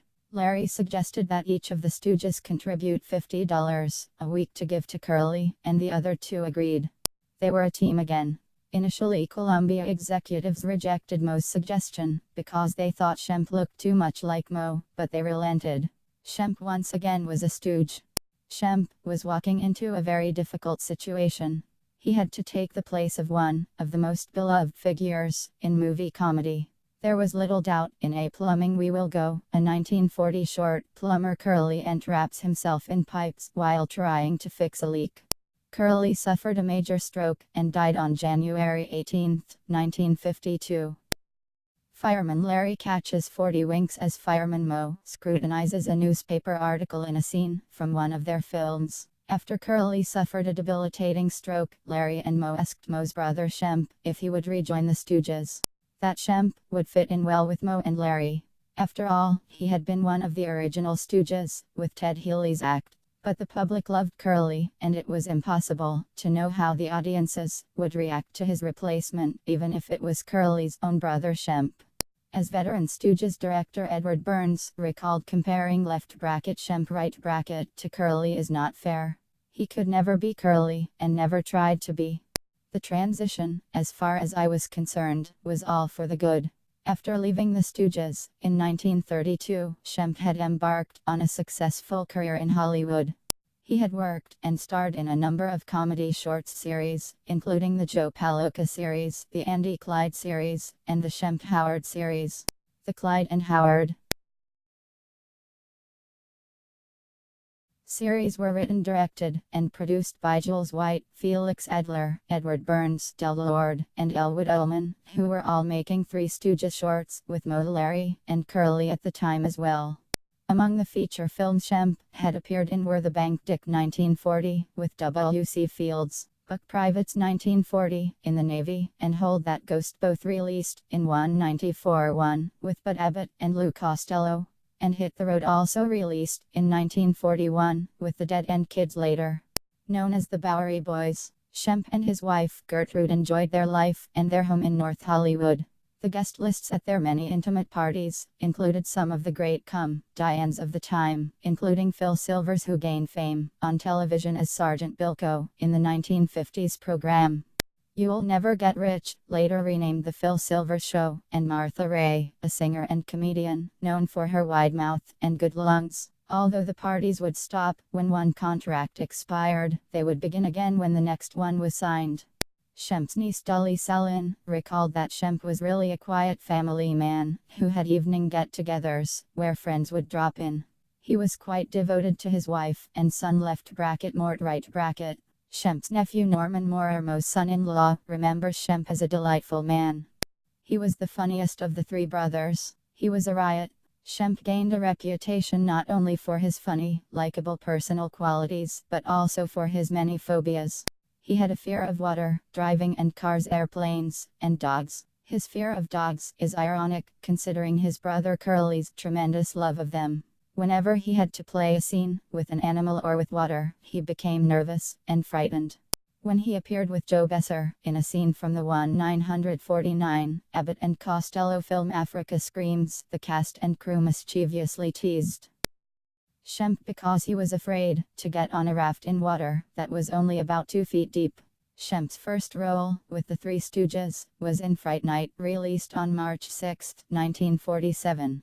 The part he played, that of one of 3 managers, of boxer Chopper Kane, Moe and Larry, played the other 2 managers, had originally been written for Curly, but Shemp smoothly stepped right in. The lobby card for the short claimed, "The Stooges'll have you hangin' on the ropes with laughter," and gives Shemp top billing above his 2 partners. Shemp considered the film his personal favorite among all the Stooges films he appeared in, not only because it was his first with the group, but also because it was about boxing, a sport he ardently admired. The third film made by Moe, Larry, and Shemp was the 100th short in the career of the Three Stooges, at Columbia. Hold That Lion, released in July 1947, was also the only short to include Moe, Larry, Shemp, and Curly. In an unscripted cameo, Curly appears as a train passenger, whom the Stooges bump into while trying to catch a con artist. Curly is actually somewhat disguised in the scene, sporting a full head of hair under his bowler hat, and a clothespin clamped onto his nose, which distorts most of his face.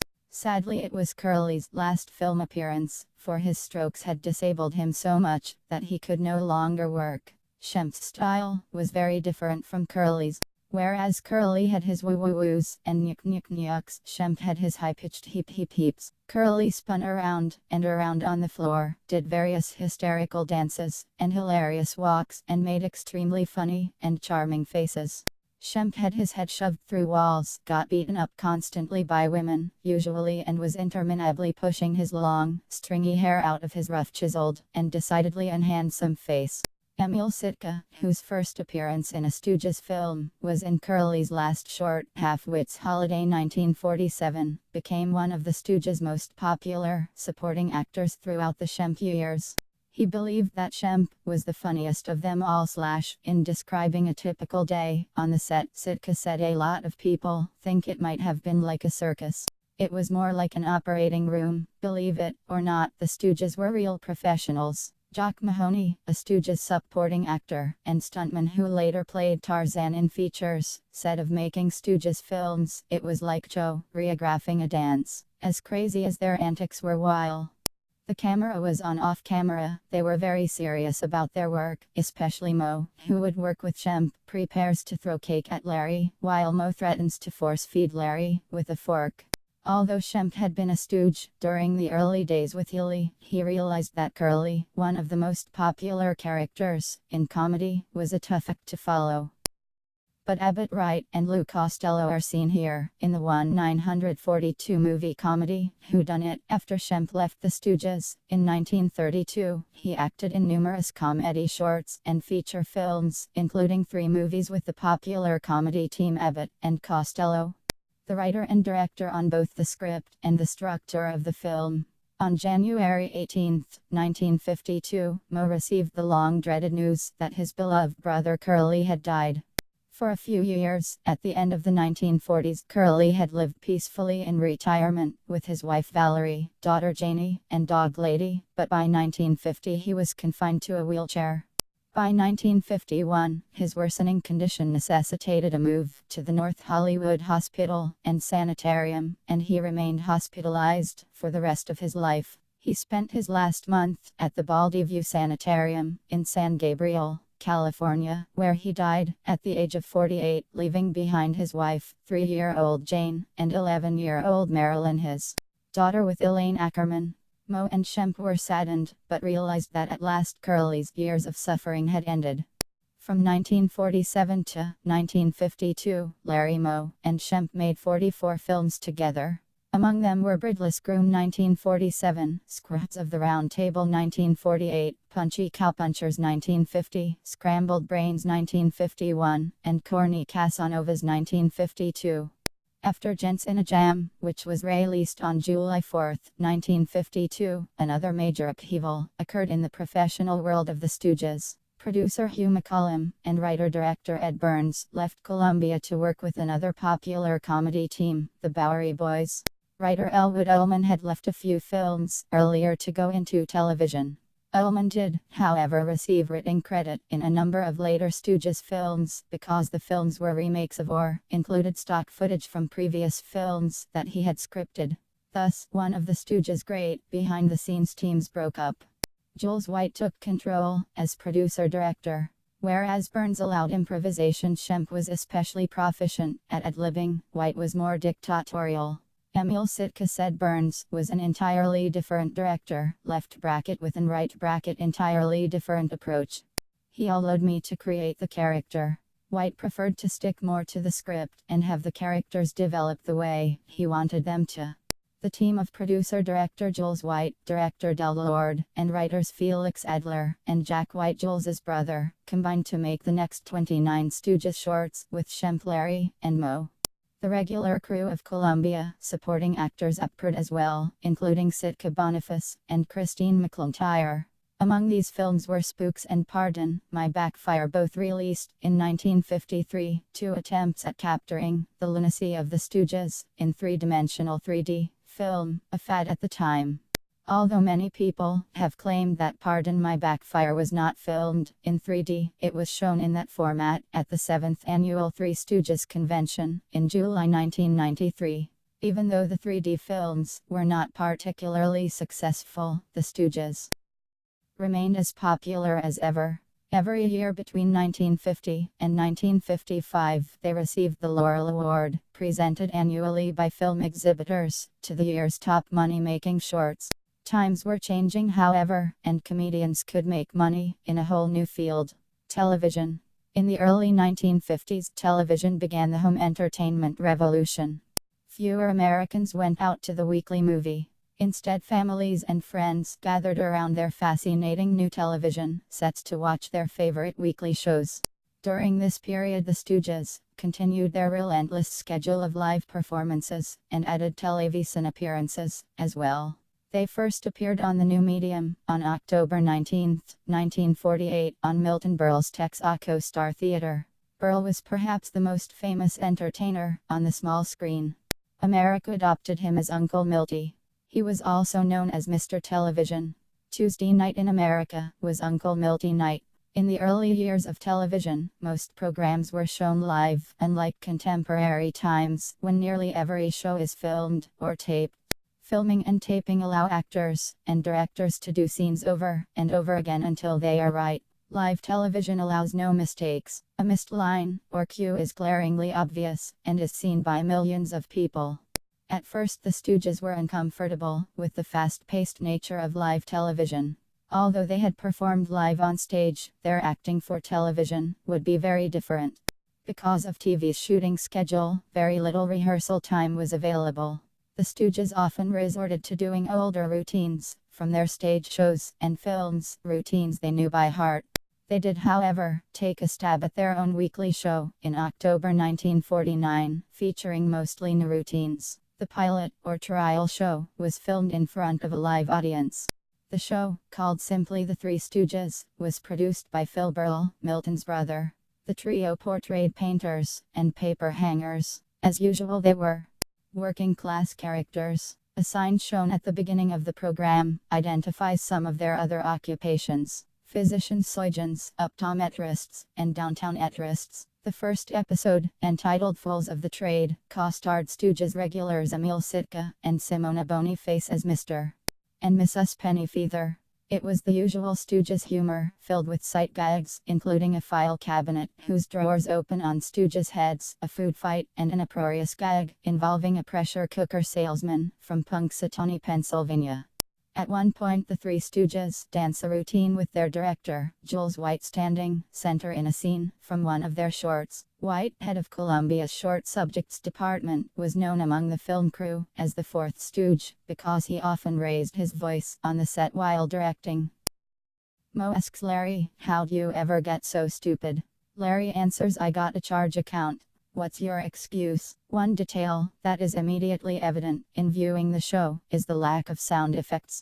Their television appearances did not include the bops, pose, and other bizarre noises that accompany the slapping, bumping, and pocking of the films, and without them, the skits are not quite as funny. Although the audience loved them, their chance at immediate television stardom quickly ended. Columbia executives, sensing that a television series, similar to the Stooges' two-reelers, could directly compete with Columbia's product, refused to allow the trio to make or sell the series because of contractual obligations. The Stooges, however, were still allowed to make guest appearances. One such appearance was on Edwin's Camel comedy Caravan, on March 11, 1950, in which Moe taught Win how to give a double zinger to Shemp and Larry, hitting both with simultaneous eye pokes. They appeared throughout the show, driving Win crazy. They eventually cut up the scenery, literally, and even sang. They continued to appear on The Milton Berle Show, performing many of their notorious bits from their films, as well as brand new sketches. Berle was a great fan of the Three Stooges. Larry said that Berle was kind of like left bracket Ted, right bracket Healy. He was fast with the jokes and would slap us around. We got into all kinds of messes, of course, and Milton liked having us on the show. In 1951, the Three Stooges starred in their first full-length feature film. Finally, they received absolutely top billing. Made for United Artists, Gold Raiders, also known as The Stooges Go West, was written by Ullman and directed by Burns. Burns said of the film, "I should never have made that picture. It was shot quickly and cheaply, and according to Burns, the picture shows it." The Stooges would not make another feature film for 8 years. As successful as the shorts with Shemp were, more and more of their films, in 1955 and 1956, were reworkings of earlier shorts. They featured many old gags, and even included stock footage from previously released shorts. Whether the team was running dry of new ideas will never be known, for on November 22, 1955, Shemp died of a heart attack in the back of a cab, after celebrating at the racetrack and at the fights. According to Moe's memoirs, Shemp had been lively at the fights that night, wildly pretending that he was in the ring. He was putting on a show, and the audience loved it, except for those sitting around him who occasionally caught a jab or two. Riding home in a cab, with a cigar in his mouth, the 60-year-old slumped over onto his friend Al Winston, and died, according to Moe, with a smile on his face. Given his tremendous fear of cars, it was somewhat of an ironic ending for the brilliant, gentle comedian. For Creamery Out Loud, Shemp's 73rd film, as a member of the Three Stooges, was the last one that featured new footage. 4 films followed in 1956, made up of old footage of Shemp, combined with new footage of a double, Joe Palma. Another chapter in the life and career of the Howards and the Three Stooges had come to an end. For Moe, the effect was devastating. He had not only lost another partner, but another brother as well. The films that Moe and Larry made first with Curly and then with Shemp were extraordinary in number and creativity. They released 174 two-reelers for Columbia from 1934 to 1956, in addition to the earlier films made with Ted Healy. They had become international stars and were beloved by the American public. Once again disaster had struck, but once more Moe and Larry were determined to go on.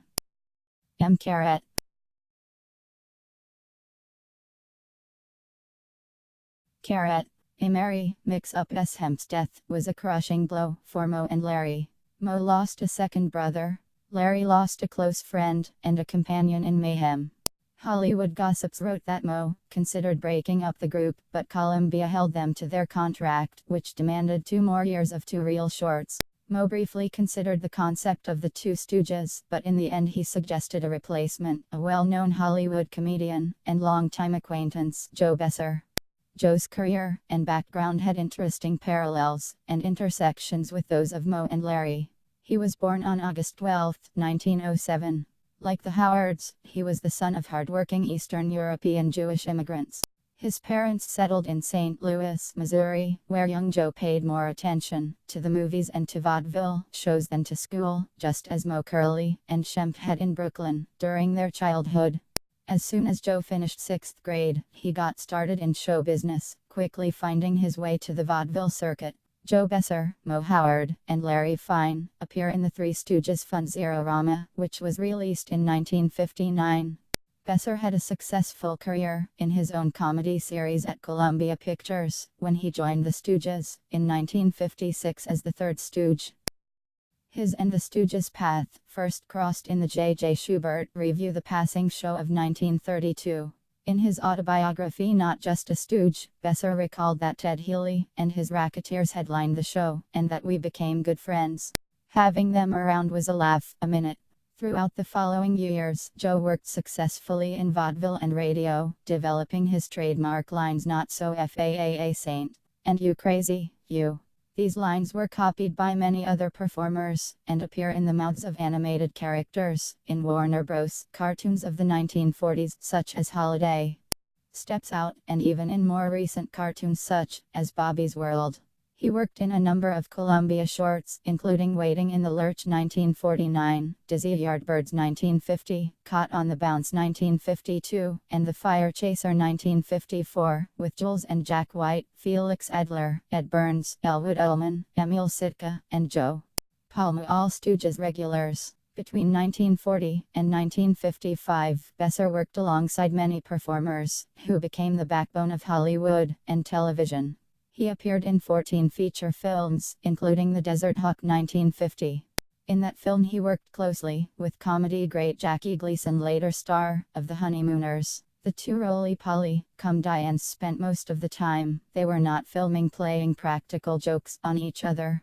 The film was directed by Frederick D. Cordova, who later went on to produce Johnny Carson's Tonight Show, and included Yvonne D. Carlo, who later played Lily, the wife and mother, on the hit television series The Munsters. George Macready and young Rock Hudson. Joe Besser and Lou Costello had been very close friends for years, and Joe worked with Abbott and Costello on several feature films. In 1952, he brought his favorite characterization, that of a feisty, somewhat bratty little kid, to television, where he created the character Stinky for the weekly television series The Abbott and Costello Show. As Stinky, Besser immortalized the whining line, "I'm going to give you such a PIIINCH."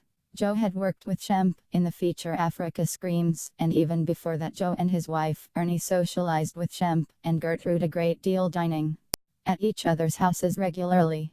Joe had grieved over his friend's sudden death. When Moe approached him to take Shemp's place, Joe was pleased to accept.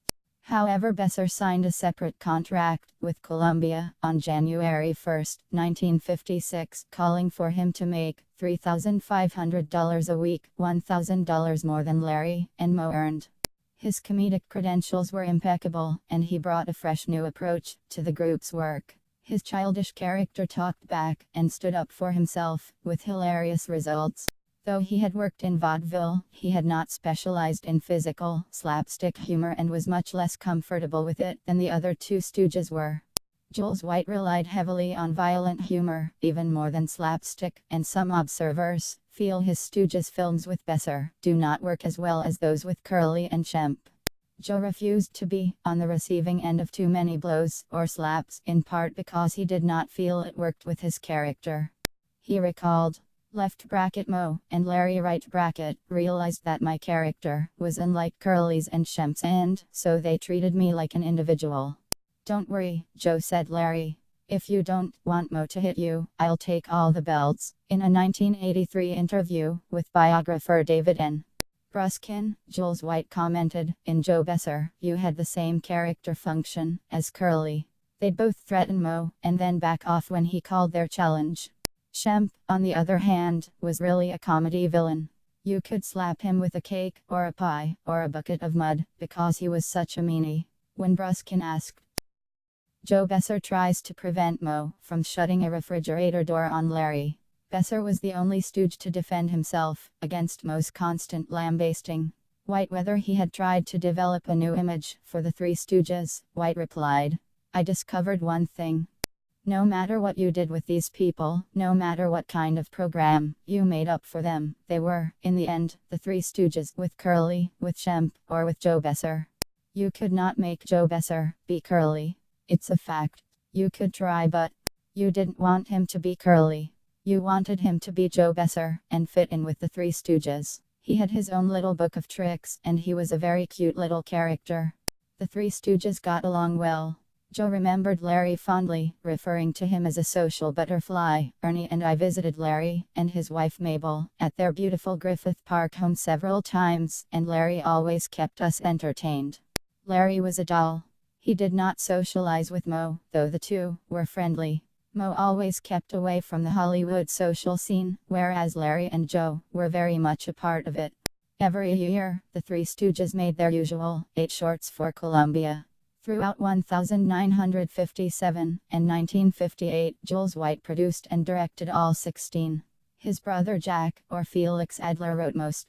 Harold White, Jules White's oldest son, was the film editor on the first Stooges short with Joe, Hoofs and Goofs, as well as 3 more.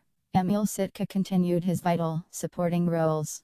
The films included A Merry Mix-Up 1957, which featured the Stooges playing 3 pairs of identical triplets, and Rusty Romeo's 1957, a remake of Corny Casanovas. 3 of their films gave a nod to the newly popular science fiction genre. Spaceship Sappy 1957, Outer Space Jitters 1957, with Dan Blocker as a monster. Blocker later rose to fame as Haas on the television series Bonanza, and Flying Saucer Daffy 1958, which Joe particularly liked. On the other hand, he recalled the musical short Sweet and Hot 1958 as the film I hate the most, a dog. Although the schedule, as usual, was hectic and the personnel remained much the same, the film industry was changing drastically. At the time, Columbia, still under Harry Cohn, was the only studio that continued to operate a short film division. All the other studios had abandoned that part of the industry, for television had changed movie-going habits irrevocably. There was no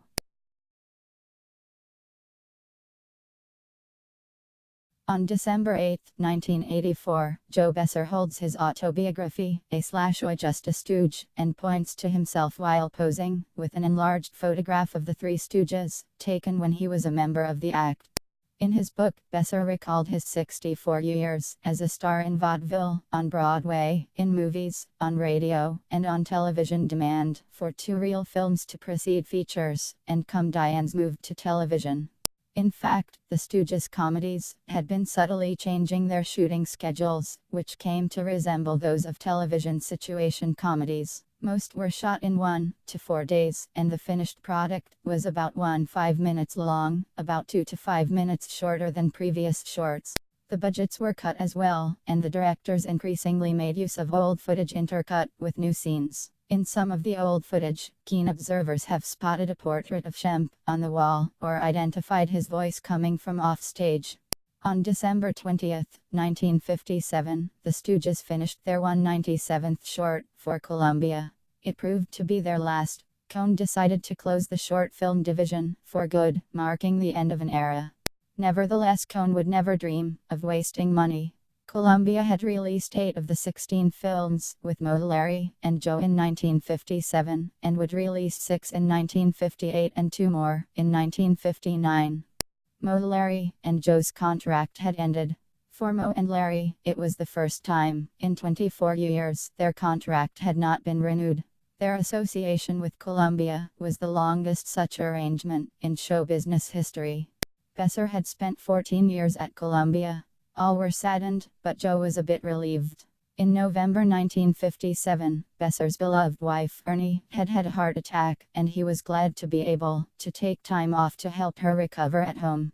The title of his autobiography, Not Just a Stooge, notwithstanding he later referred to his time spent as a stooge as the happiest years of my life in show business. Moe, ever the busy Nessman, was so financially secure that he did not need to work.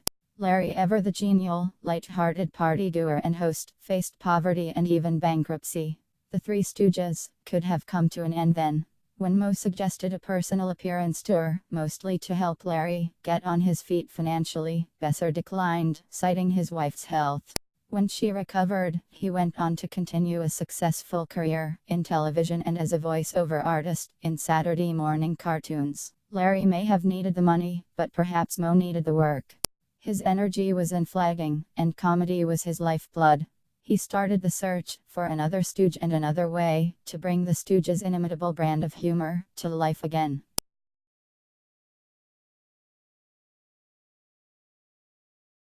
7 Oils well, F hat ends well. The next Stooge was a rotund comedian named Joe Drita, whom Moe and Larry approached in 1958 when he was working for the Minsky Theater operation in Las Vegas, Nevada. Joe was born Joe Wardell in Philadelphia, Pennsylvania, on July 12, 1909.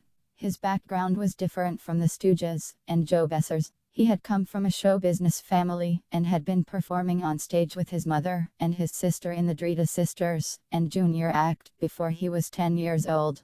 The bulk of his work in the 1920s and 1930s was in burlesque or live variety shows. Despite the contemporary connotations of the word, burlesque was considered more family-oriented than vaudeville at that time.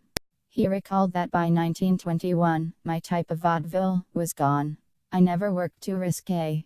In the 1940s he worked in feature films for Warner Bros., MGM, and Paramount and performed with Bing Crosby, among others, in United Servicemen's Organization USO shows entertaining soldiers during World War II. He was also well known to members of the Columbia team, having in June 1963, Curly Joe Drita, Moe Howard, and Larry Fine appear in a promotional tour for their movie The Three Stooges Go Around the World in a Daze. Drita joined the group in 1958, just after Columbia released Stooges shorts to television. Starred in 4 short films for that studio between 1946 and 1948. The first, Slappily Married 1946, was directed by Ed Burns, partly written by Elwood Ullman, and featured Christine McLintyre and Simona Boniface among the supporting actors. The film was followed by the Joe Drita series of 3 shorts. 2 were directed by Jules White and 1 by Ed Burns. The writers included Elwood Ullman and Felix Adler, and Sitka, Boniface, and McLintyre appeared in them as well. By choosing Joe Drita, the Stooges reached out once again to a member of the familiar Columbia group, who had worked with each other throughout the years. The studio was not merely a machine, however, and did not churn out cookie-cutter work. Each actor had different strengths that were used to very specific advantage. In the Three Stooges journal, Michael Eder observed that Joe Drita developed a funny suffering, milquetoast type character. Joe's humor was always less broad than that of the other 5 Stooges, and so his shorts, though physical, have a milder flavor to them. In Bruskin's 1983 interview with Jules White, White opined, "I have nothing against Drita as a person. He was a nice enough fellow, but he didn't have the same characteristics that Besser had. Besser was dainty, and Drita was a little more the butcher, with the cleaver." Moe and Joe recall varying accounts of the first appearance of the reconstituted Three Stooges. In an interview with Joe Wallison, Drita stated that his first appearance with them was at a Marine base near San Diego. Moe wrote in his memoirs that it was at a Holiday Inn in Bakersfield, California. Both recall the Bakersfield appearance in October 1958 as disastrous. The patrons responded so negatively that the club owner wanted to reduce the Stooges' pay. Norman Maurer, Moe's son-in-law, convinced the owner to keep to the original agreement. Despite the disappointment in Bakersfield, the Stooges were on the brink of a breakthrough. Columbia owned a huge library of old films and shorts and formed a television subsidiary, Screen Gems, to lease these properties to television. In January 1958, Screen Gems put together a package of 78 old Three Stooges comedies for television release. The shorts were marketed as children's television, much as MGM and Warner Bros. Cartoons were. Few of these live-action or animated shorts had been specifically created for children. Rather, they were made for theater audiences of all ages. Silly faces and goofy stunts could entertain the children, and the quick wordplay and puns from old vaudeville routines kept the adults laughing. Children immediately fell in love with the antics of the trio. Throughout 1958, the Stooges' popularity quickly grew. Wherever the comedies were aired, they soon became the #1 rated children's show. The rare release also led to a new look for Joe, whose size and grace made him resemble Curly, but whose hair was styled much like Shemp's. In the late 1980s, he told Joe Wall, "Listen, the kids would look at me funny and wonder who is this guy. I was fat like Curly, but had hair like Shemp. I felt the kids could not relate to which Stooge I was, and I suggested shaving my head and calling myself Curly Joe." The Stooges' next big personal appearance, after Bakersfield, featuring Curly Joe's new persona, was scheduled for the Holiday House in Pittsburgh, Pennsylvania. Stooges shorts were airing on station WTAE there, and the Stooges visit was a resounding success. Originally booked for 1 week, they were held over for 3 more, doing standing room only shows filled with children and parents. Agents competed to book their in-person appearances, and the Stooges' salaries skyrocketed. Columbia released a collection of Stooges shorts with Besser as. In the 1959 feature film, Have Rocket, Will Travel, Curly Jomo and Larry perform their antics in spacesuits. Although the critics panned the movie, children loved watching the trio's pranks, and the Three Stooges career was reborn. A feature called The Three Stooges Fun-O-Rama in 1959, while Screen Gems released 40 more shorts to television. Despite the profits, nearly $12 million that rolled into Columbia following the 2 initial Stooges television releases, not one of the Stooges received a penny. Because of the ruling of the president of the Screen Actors Guild, former B-movie star Ronald Reagan and later 40th President of the United States, no actor appearing in a film released before 1960 could receive any money from television showings. Mo, Larry, Curly's heirs, Shemp's heirs, and Joe Besser were not entitled to any residuals money paid to performers for repeated showings of their work. All the money filled the coffers at Columbia. Still, the Stooges were not reluctant to join forces with the studio again. Columbia offered them a chance to star in a feature for the first time in 8 years, and the Stooges accepted. Have Rocket, Will Travel, released in 1959, was well received by the movie-going public, but did not gain critical raves. Although the Stooges' antics held up well over 5 minutes or so of a two-reeler, the story and skits seemed to wind down over the course of an hour and a half. But the children, who made up the majority of the Stooges' feature film audience, loved them. Dismayed by Columbia's decision to cobble together a series of Curly shorts with linking footage by noted ventriloquist Paul Winkle released as Stop, Look, Laugh. In 1960, the trio decided to work with 20th Century Fox and sued Columbia. Eventually, Norman Maurer took over the Stooges management, and an out-of-court settlement was reached. The feature for Fox, Snow White and the Three Stooges, went disastrously over budget. The 1961 film is described by Leslie Halliwell in Halliwell's Film and Video Guide as surprisingly tolerable as a holiday attraction once you get over the shock. The next feature, produced by Norman Maurer and directed by Ed Burns, was The Three Stooges Meet Hercules for Columbia. Released in 1962, it was a humorous take on the series of popular Italian-made Hercules films of the time. Currently, the Hercules films have attained a new popularity on cable television as hilarious camp oddities. Larry, Curly Joe, and Mo, with clothespins on their noses, react to a skunk. Displeased with Columbia's release of a film in 1960, made up of a series of shorts with Curly, the Three Stooges sued Columbia and signed with 20th Century Fox. The Three Stooges Go Around the World in a Day's 1963 was among several feature-length films the trio agreed to do for Columbia Pictures, with whom the Stooges had reconciled.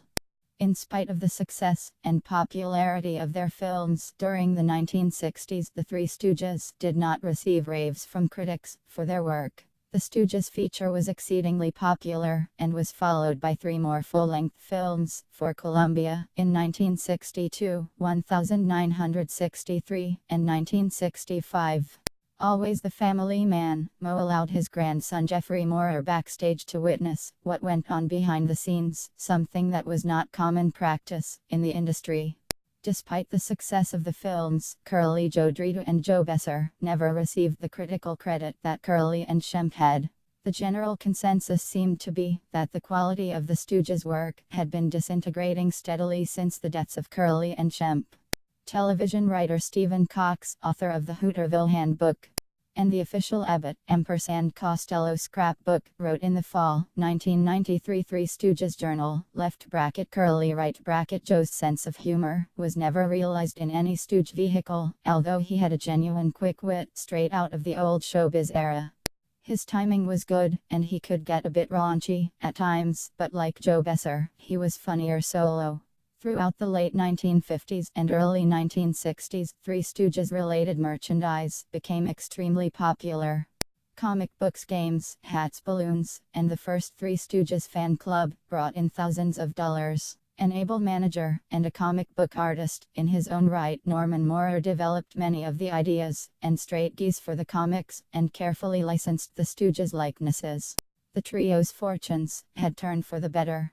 They appeared in a cameo as firemen in It's a Mad, Mad, Mad, Mad World, a star-studded romp released in 1963, featuring such old-time Stooges cohorts as Jimmy Durante, Milton Berle, Zazu Pitts, and Phil Silvers. As well, in November 1973, actors George Montgomery left and Aldo Ray flanked Larry Fine, who is in a wheelchair, while attending a movie premiere in Hollywood. Fine enthusiastically entertained everyone he met, including his fellow patients, at the Motion Picture Country Home and Hospital, until his death in 1975. In October 1972, Moe Howard poses with his wife, Helen. While battling lung cancer, Howard wrote his amusing autobiography, Moe Howard and the Three Stooges, which was published in 1977, 2 years after his death, as Ethel Merman, Peter Falk, and Buster Keaton. Additionally, the Stooges appeared in 4 Texas, an undistinguished 1963 Western comedy starring Frank Sinatra and Dean Martin. Movie reviewer Judith Crist claimed the major laughs come from the Three Stooges doing an ancient routine. An animated series, called The New Three Stooges, was syndicated in October 1965. Consisting of 156 short cartoons and 40 new live-action sequences combined into 39 half-hour shows. The series featured Ed Burns as the director and screenwriter in the live-action Southeast sequences, with Norman Moorer as producer. In this new live material, Emil Sitka returned as the Stooges' favorite sidekick. In the late 1960s, commercial interest in the Three Stooges waned. Personal tragedy struck Larry. His beloved wife Mabel died on May 30, 1967, while the Stooges were touring. Still, the Stooges continued on. In 1970, Norman Moorer helped the trio with what was to be their last attempt at a feature film. He wrote the story and screenplay and also served as producer and director. The film, Cook's Tour, was never completed. Videotapes of an edited, shortened version of the unfinished film exist but are extremely rare. During the shooting, on January 9, 1970, Larry had a paralyzing stroke. His film career over, he retired to the Motion Picture Country Home and Hospital, where he spent the next 5 years entertaining fellow patients and occasionally appearing at neighboring California colleges to lecture. On January 24, 1975, Larry Fine died. During the early 1970s, Moe visited Larry regularly and appeared on the popular television talk show The Mike Douglas Show several times, even engaging in gently humorous pie-throwing escapades with his wife, Helen. Moe's health worsened gradually, though he remained active. On May 4, 1975, he succumbed to lung cancer and died. Although he knew he was sick, he never discussed his illness publicly. Through the last years of his life, he kept up a schedule of popular campus appearances and found time to produce a wonderfully entertaining memoir, Mo Howard and the Three Stooges, which was published posthumously in 1977. After 50 years of entertaining America, the Three Stooges were no more, but their legacy was far from over.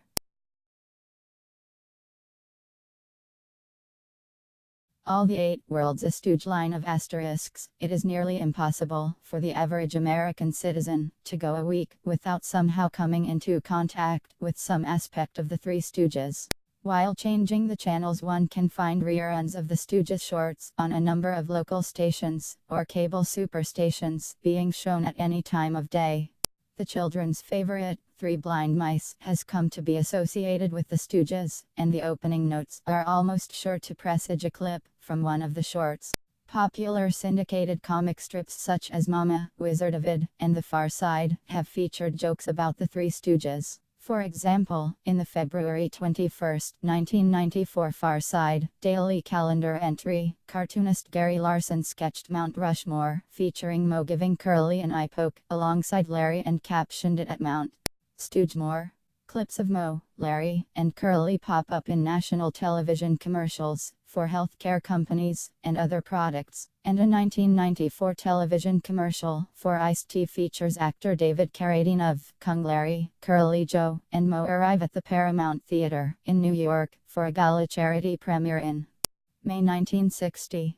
Televising Three Stooges shorts and movies on local and cable stations in the 1990s has made the trio very popular to audiences once again. Fu fame, fighting for his drink using face slaps and eye pokes as a new kind of martial art. Jay Leno, Gary Shandling, David Letterman, and countless other stand-up comedians regularly make Stooges references in their material. Leno has often claimed that if you ask women to name their heroes, they will name women who have improved the world, whereas men will invariably name an athlete, an actor, and a stooge. Walking down the street, one can look into a shop window and see Stooges statues, ties, action figures, dolls, posters, or t-shirts. And Curly homages can also be found in major Hollywood films, being performed by such stars as Mel Gibson in the Lethal Weapon movies, and John Candy as the lean, mean fighting machine, Dewey Oxenberger in the 1981 film Stripes. Turn on the radio, and the Stooges' influence continues. The rock group the Del Lords named themselves after the Stooges' longtime director, Bruce Springsteen, when nearing the end of his legendary 4-hour concerts, often falls to the floor, clutching his guitar, and rolls around in a circle, in a mock Curly dance.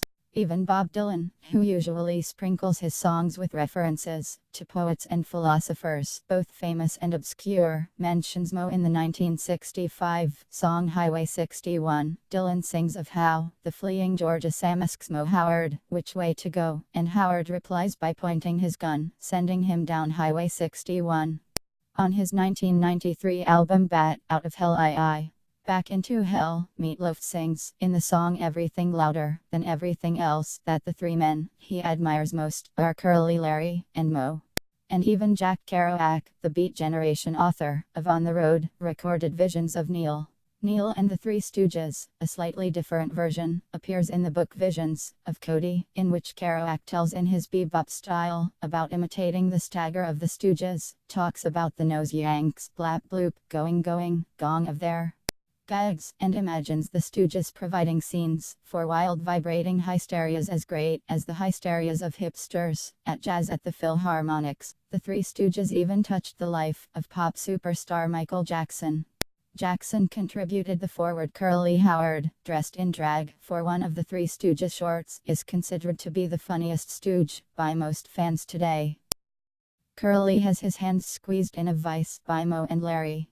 The Stooges' portrayal of physical violence, such as beatings with hammers, scorching with irons, eye pokes, etc., has worried many people who are concerned about its ill effect on children. To Joan Howard Moore's 1985 book about her uncle, Curly, an illustrated biography of the Super Stooge, In it, Jackson wrote, "In my childhood, around our home in Indiana, it was a daily ritual for me to watch the Three Stooges on television. All my brothers loved them then, and even more so now." Jackson has a particular fondness for Curly, whom he thought had a magic. He was God-gifted and natural. Even when he didn't intend to be funny, he was magic. About the group in general, Jackson wrote, "The Stooges' craziness helped me to relax and to escape life's burdens. They influenced me so much that I even wrote a song about them." The Stooges' antics still can be heard echoing in the hallowed halls of Congress as the debate about violence on television grows. As television networks, congressional leaders, local stations, and the Parent-Teacher Association (PTA) groups argue about what constitutes violence on television, the Three Stooges are mentioned frequently. Although the violence in Stooges films had come under scrutiny since the first release of the column MG shorts on television in 1958, the debate became even louder in the 1980s as the nation grew more conscious of the violence both in society and on television. On March 4, 1983, the New York Times, in an article entitled "Three Stooges Nostalgia is Today's New Estate Fad," discussed the issue of violence in Stooges films. A whole new young audience was being introduced to the Stooges as a result of the resurgent popularity of the shorts shown on television. Popularity that was, to some extent, a result of the enthusiasm of young television executives and baby boomers who had grown up on the Stooges in the late 1950s and early 1960s, according to the writer of the New York Times article.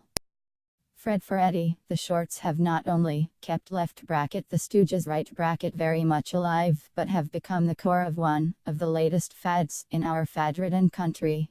In the New York Times story, Ira Friedman, who helped organize the official Three Stooges fan club, said everybody wants a piece of them, a piece of nostalgia. And more you see other comics aping them. Critics say they were violent, but by today's standards, they're mild. Their violence was immediate and not lasting, not brutal. It was slapstick, good clean fun. 2 years later, in May 1985, the Wall Street Journal reported that WPIX TV in New York was editing the Stooges films, cutting out the eye pokes, which were deemed too harsh under the station's anti-mayhem policy. The current raging debate about the depiction of violence on television, spearheaded by Illinois Senator Paul Simon and people such as the Reverend Donald Wildman, whose American Family Organization attempts to monitor television by imposing its own moral values on what is watched, centers on nudity, drug use, guns, rape, and murder. Yet somehow the Stooges, with their face slaps, eye pokes, and other slapstick gags, seem to get dragged into the argument against violence. The inclusion of the Stooges in the war against violence on television led TV Guide, in its January 29, 1994, Cheers and Jeers column, to decry Chicago's WPWR-TV for deciding that before airing Three Stooges shorts, violence disclaimers were needed. Left bracket 0 right bracketer, measured response. Given our interest in solving some of the very real problems of TV violence is nyk. What Fred for Eddie referred to in 1983 as a fad is still raging. That year did see a resurgence in the Stooges' popularity. After a long battle to get the Three Stooges a star on the Hollywood Walk of Fame, they finally received their due. The Walk of Fame, stretching across both sides of Hollywood Boulevard and Vine Street in Hollywood, California, offers the opportunity for stars of radio, film, and television to have a star with their name on it placed on the popular streets. First, the Chamber of Commerce must approve a star, and then the entertainer, or his or her estate, must agree to pay, to date, a $3,500 fee to actually receive it.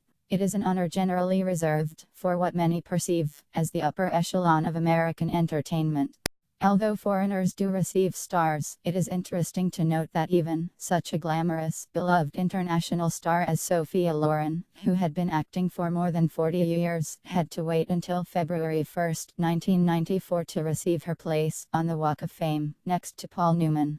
Among the famous names lining the streets of Hollywood, passing in front of such famous places as Mann's Chinese Theater and the Hollywood Roosevelt Hotel, are Marilyn Monroe, Jackie Gleason, George Burns, Milton Berle, Jimmy Durante, and Clark Gable, although in recent years less famous and less enduring entertainers have been added. Yet for many years, the Stooges were ignored, despite the support of tens of thousands of letters, and even an organization, a star for the Three Stooges Committee. It was believed that the Stooges' humor was thought to be too lowbrow to add the group to the prestigious Walk of Fame. But finally, on August 30, 1983, near 1560 Vine Street, the Three Stooges finally received their star, after 1766 other stars had already been given out. Moe, Larry, Curly and Shemp, unfortunately were no longer alive to witness this event, and Curly Joe could not attend, because of ill health. Moe had been so annoyed that the Stooges had not received their star, that in 1975, he had said, "They can keep their star, and I'll tell them where to put it one point at a time." Of the 6 Stooges, only Joe Besser was able to attend. But he was among thou.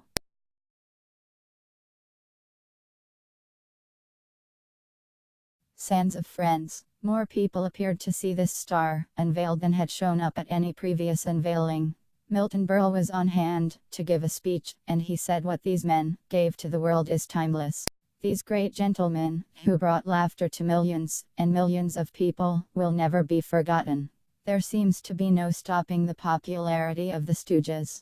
Throughout the 1980s and 1990s, their fan base keeps expanding as they gain more and more critical success. In the 1980s, there were 2 successful national Three Stooges fan clubs, and one of them, the Three Stooges Fan Club, Inc., is still flourishing today.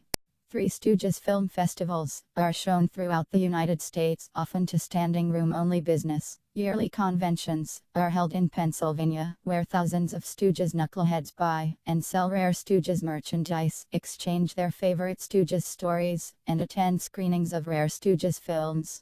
They also have raging debates about who the best Stooge was, with the vast majority supporting Curly.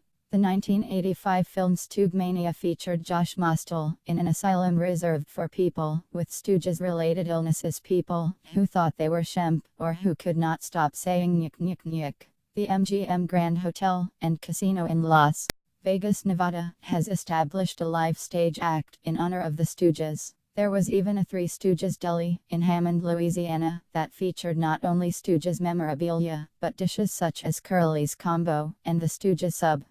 In 1984, the Stooges' surprise renaissance reached new heights as a song by a little-known group called Jumpin' the Saddle broke into the top 20 on the music charts, and the accompanying video became an MTV favorite, featuring a montage of Curly's most hilarious antics. The song, The Curly Shuffle, has since sold more than 1 million copies and helped propel Stoogemania.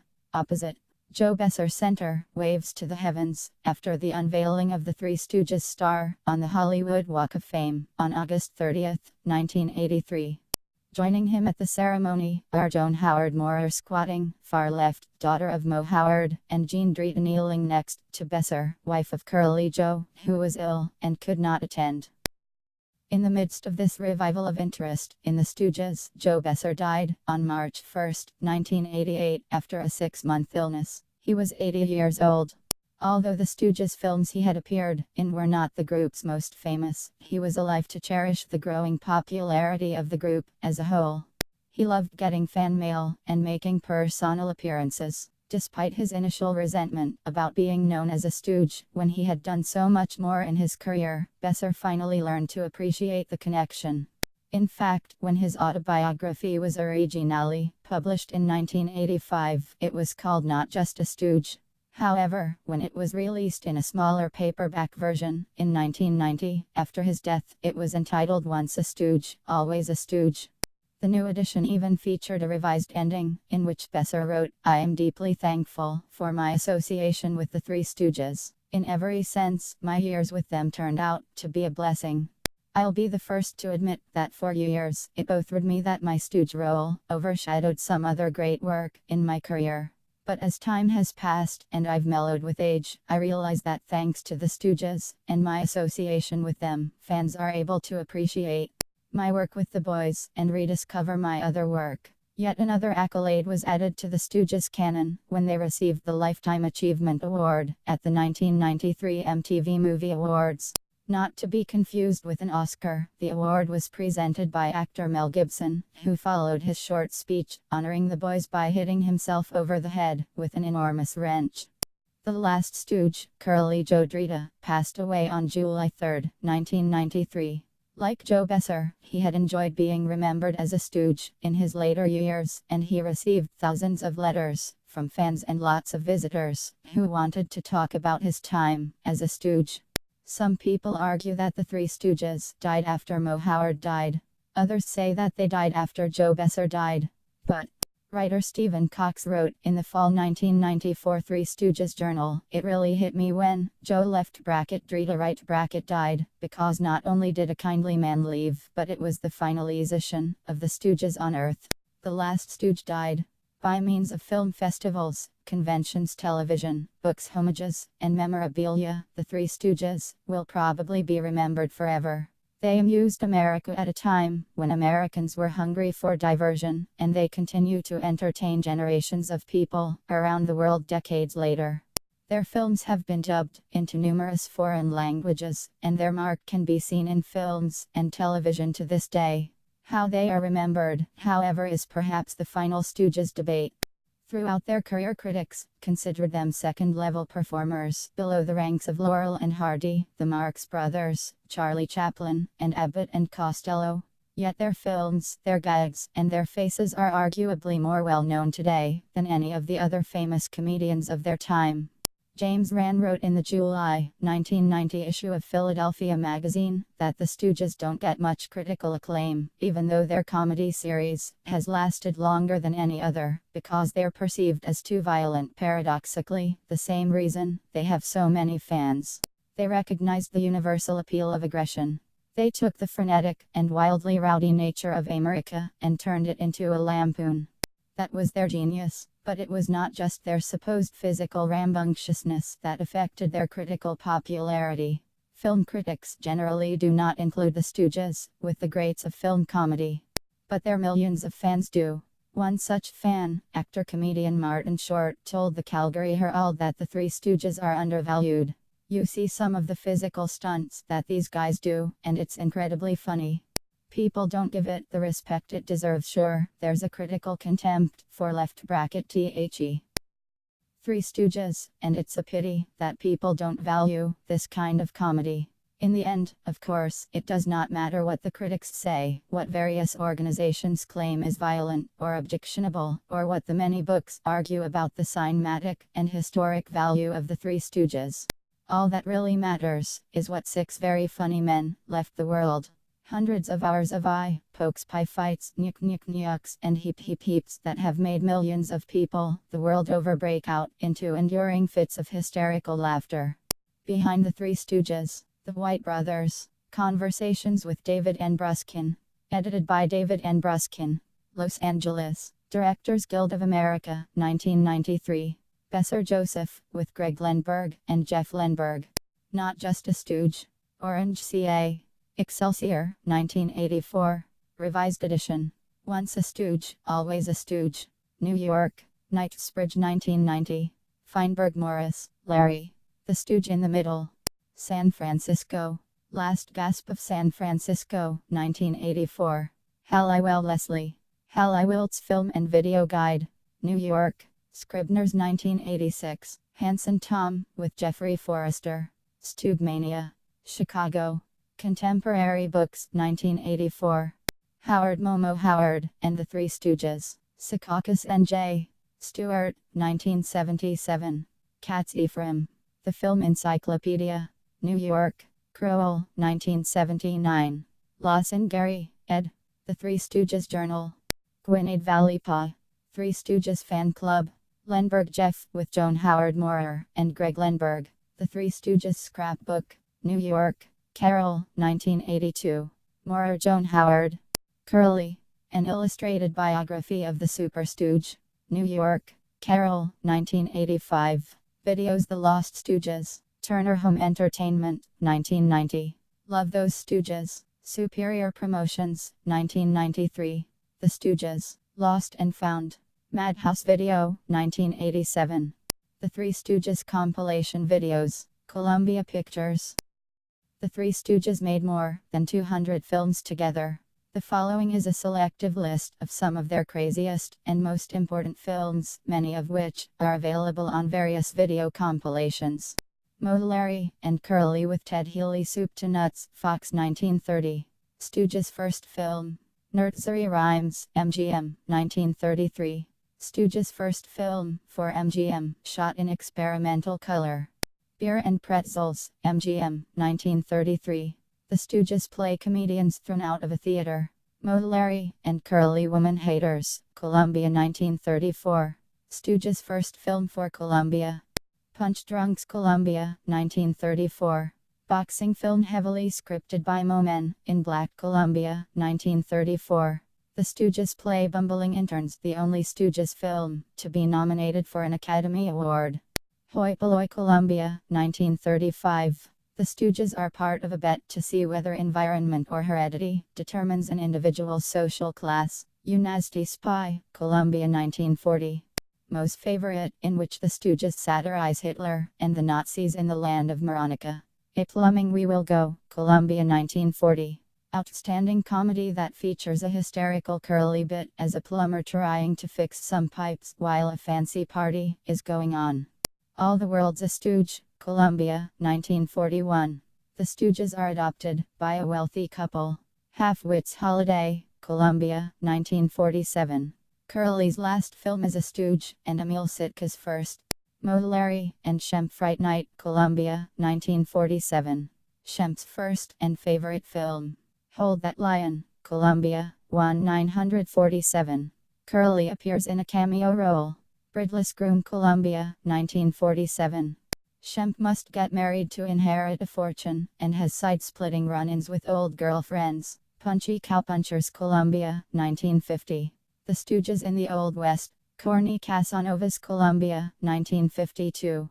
One by one, all three Stooges propose to the same woman, as each one hides in a different part of the woman's apartment. Spooks and Pardon My Backfire, Columbia, 1953.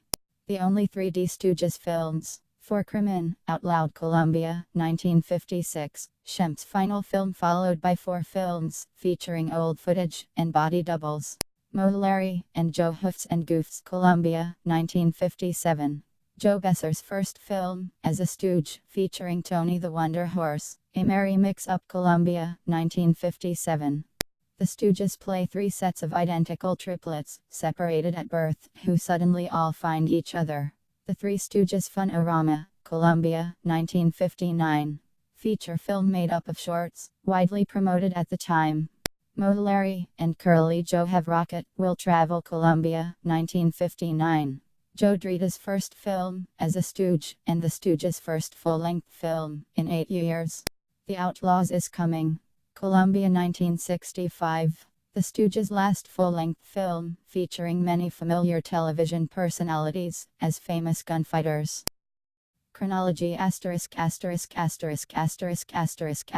March 17, 1895. Shemp Howard is born Samuel Horwitz in Brooklyn, New York. June 19, 1897. Moe Howard is born Moses Horwitz in Brooklyn, New York. October 5, 1902. Larry Fine is born Louis Feinberg in Philadelphia, Pennsylvania. October 22, 1903. Curly Howard is born Jerome Lester Horwitz in Brooklyn, New York. August 12, 1907. Joseph Besser is born in St. Louis, Missouri. July 12, 1909. Joe Drita is born Joseph Wardell in Philadelphia. 1909. Moe makes his screen debut as Harry Moses Horwitz in We Must Do Our Best. 1914. Moe joins Captain Billy Bryant's stock company. 1922. Moe and Shemp join comedian Ted Healy's act at Brooklyn's Prospect Theater in New York. 1925. Larry joins Healy, Moe, and Shemp on the vaudeville circuit. 1929. In May, Healy, Moe, Larry, and Shemp appear in the Broadway review A Night in Venice. 1930. Soup to Nuts, a 20th Century Fox film featuring Healy, Moe, Larry, and Shemp, is released. After the film, the trio leaves Healy 1932. The three rejoin Healy for J.J. Schubert's The Passing Show of 1932. Schempp leaves the act for a solo film career and is replaced by Curly 1933-34. Healy and his Stooges appear in Metro-Goldwyn-Mayer shorts and full-length features. 1934 Moe, Larry, and Curly break with Healy and sign a contract with Columbia Pictures Studio to star in shorts as the Three Stooges. 1947. After appearing in 97 shorts, Curly suffers a career-ending stroke and is replaced by Schempp. 1951 The Stooges star in a full-length feature, Gold Raiders. 1952 Curly dies on January 1, 1955 Schempp dies of a heart attack on November 23, having appeared in 78 shorts. 1956 On January 1, Joe Besser joins the act as the third Stooge. 1957 On November 20, the Stooges' Columbia contract is not renewed. Joe Besser retires from the Stooges. Act 1958 Columbia, under its Screen Gems division, releases 78 shorts to television. The Stooges' popularity soars. Joe Drita joins as the third Stooge. 1959-63. The Three Stooges make 5 feature films and numerous personal appearances. 1965 The animated new Three Stooges syndicated television series appears. 1970 Cook Tour, a feature, is partially completed. During filming, Larry suffers a stroke and retires. 1975 Larry dies on January 24. 1975 Moe dies on May 4, 1983 On August 30, the Three Stooges receive a star on the Hollywood Walk of Fame.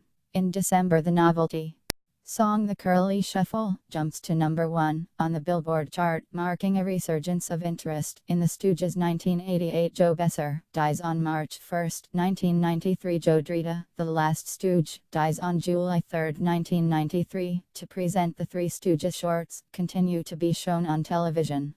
The Stooges receive a Lifetime Achievement Award at the MTV Movie Awards, presented by Stooges fanatic Mel Gibson.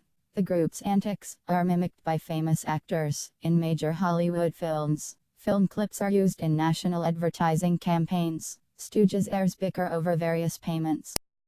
Edler Felix, 65697984 All, The World's a Stooge film short, 59 Andy Clyde series, 64 Ants in the Pantry film short, 52 A Plumbing We Will Go film short, 59 Ifar and Pretzels film short, 41 Burns Edward, 55646569728487 90 Besser, Joe 83.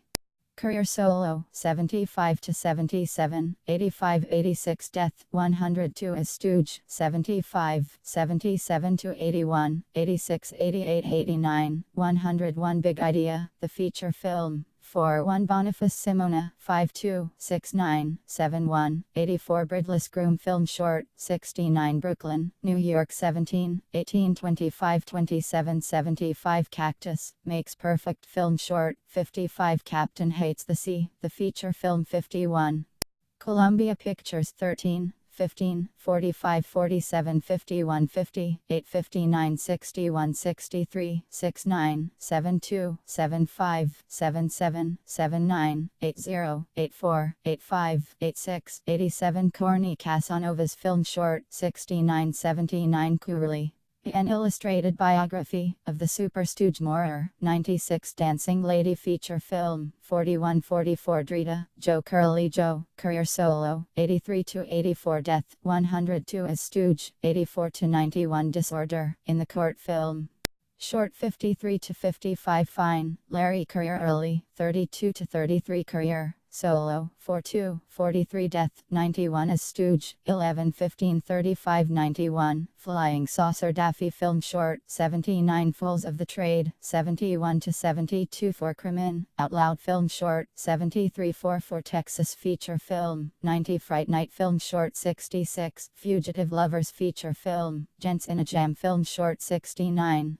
Gold Raiders feature film, 72 Half-Wits holiday film short, 61-67, Have Rocket, Will Travel theater film, 87 Healy, Ted, 11 to 15, 24, 27, 29 to 31, 32 to 41, 43 to 45, 48, 51, 64, 72, 70, 3 Hoi Polloi film short, 52 Hold, That Lion film short, 61, 66 Hollywood, California, 1 13 22 30 38 40 45 54 55 56 64 65 79 Hollywood Party Feature.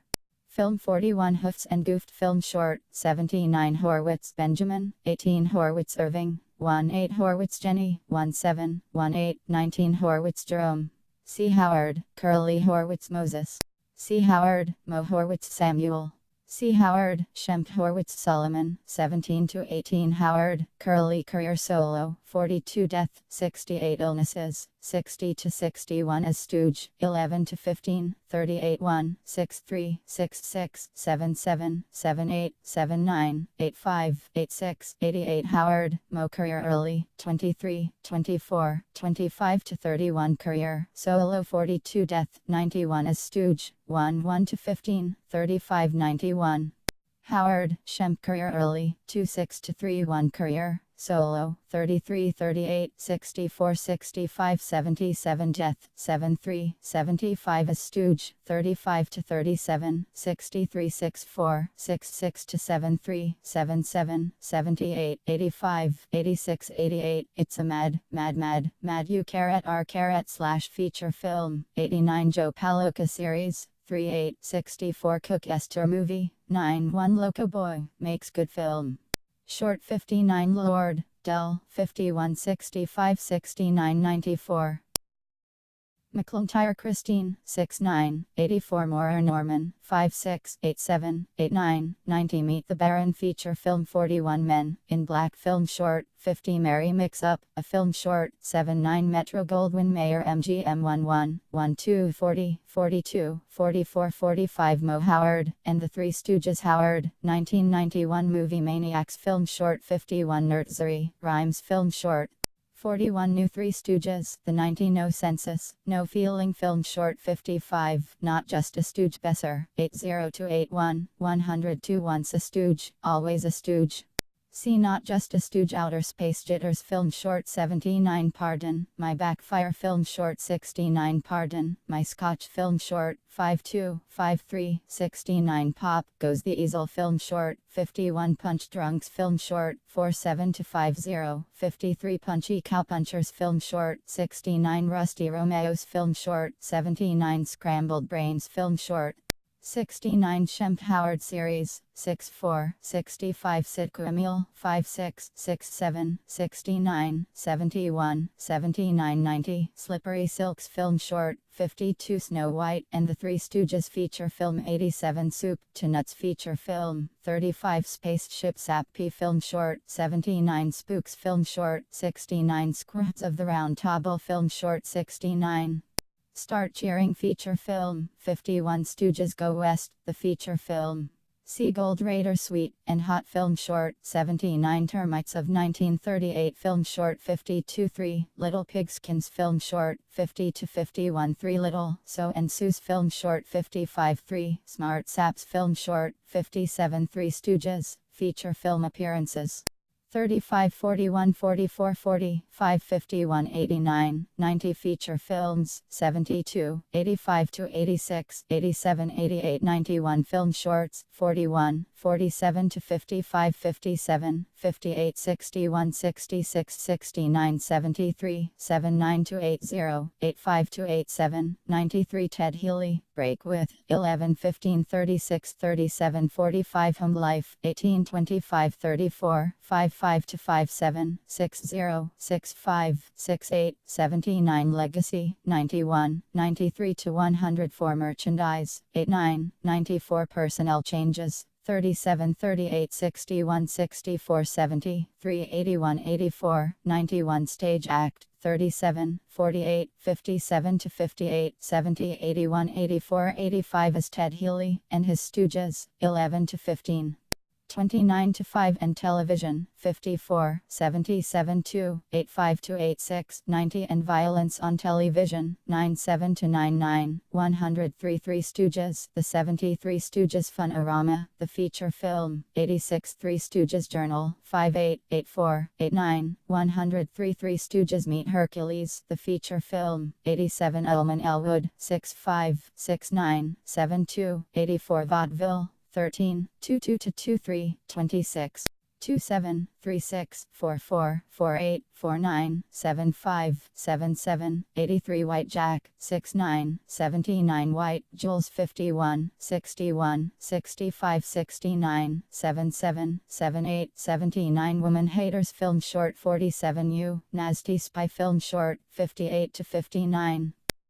Mark and Ellen Scordato have written several books for children and young adults, including works on Sarah Winnemucca and Argentina. Mark, a former member of the Three Stooges fan club, has a master's degree in cinema studies from New York University. Ellen is a graduate of Wellesley College. They live in New York City with their cat, Goat.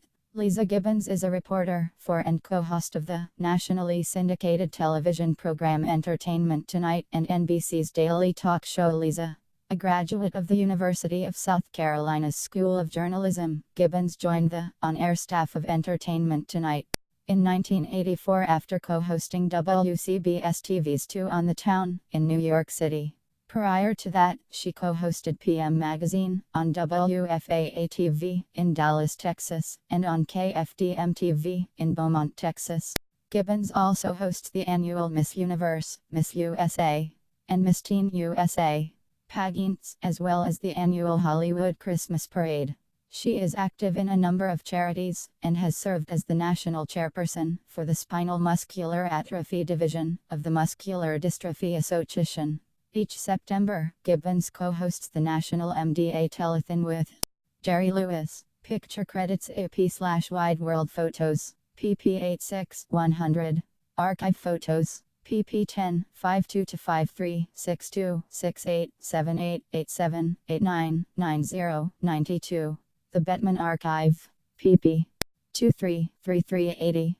The Brooklyn Historical Society, pages 20 to 21 26. PhotoFest, pp 2 12 13 16 19 24 28 34 39 42 to 43 46 49 50 60 64 67 71 74 88 95 96 to 97. UPI/Bettman, pp 44 59 82. Mark Wanamaker, Bison Archives, p14.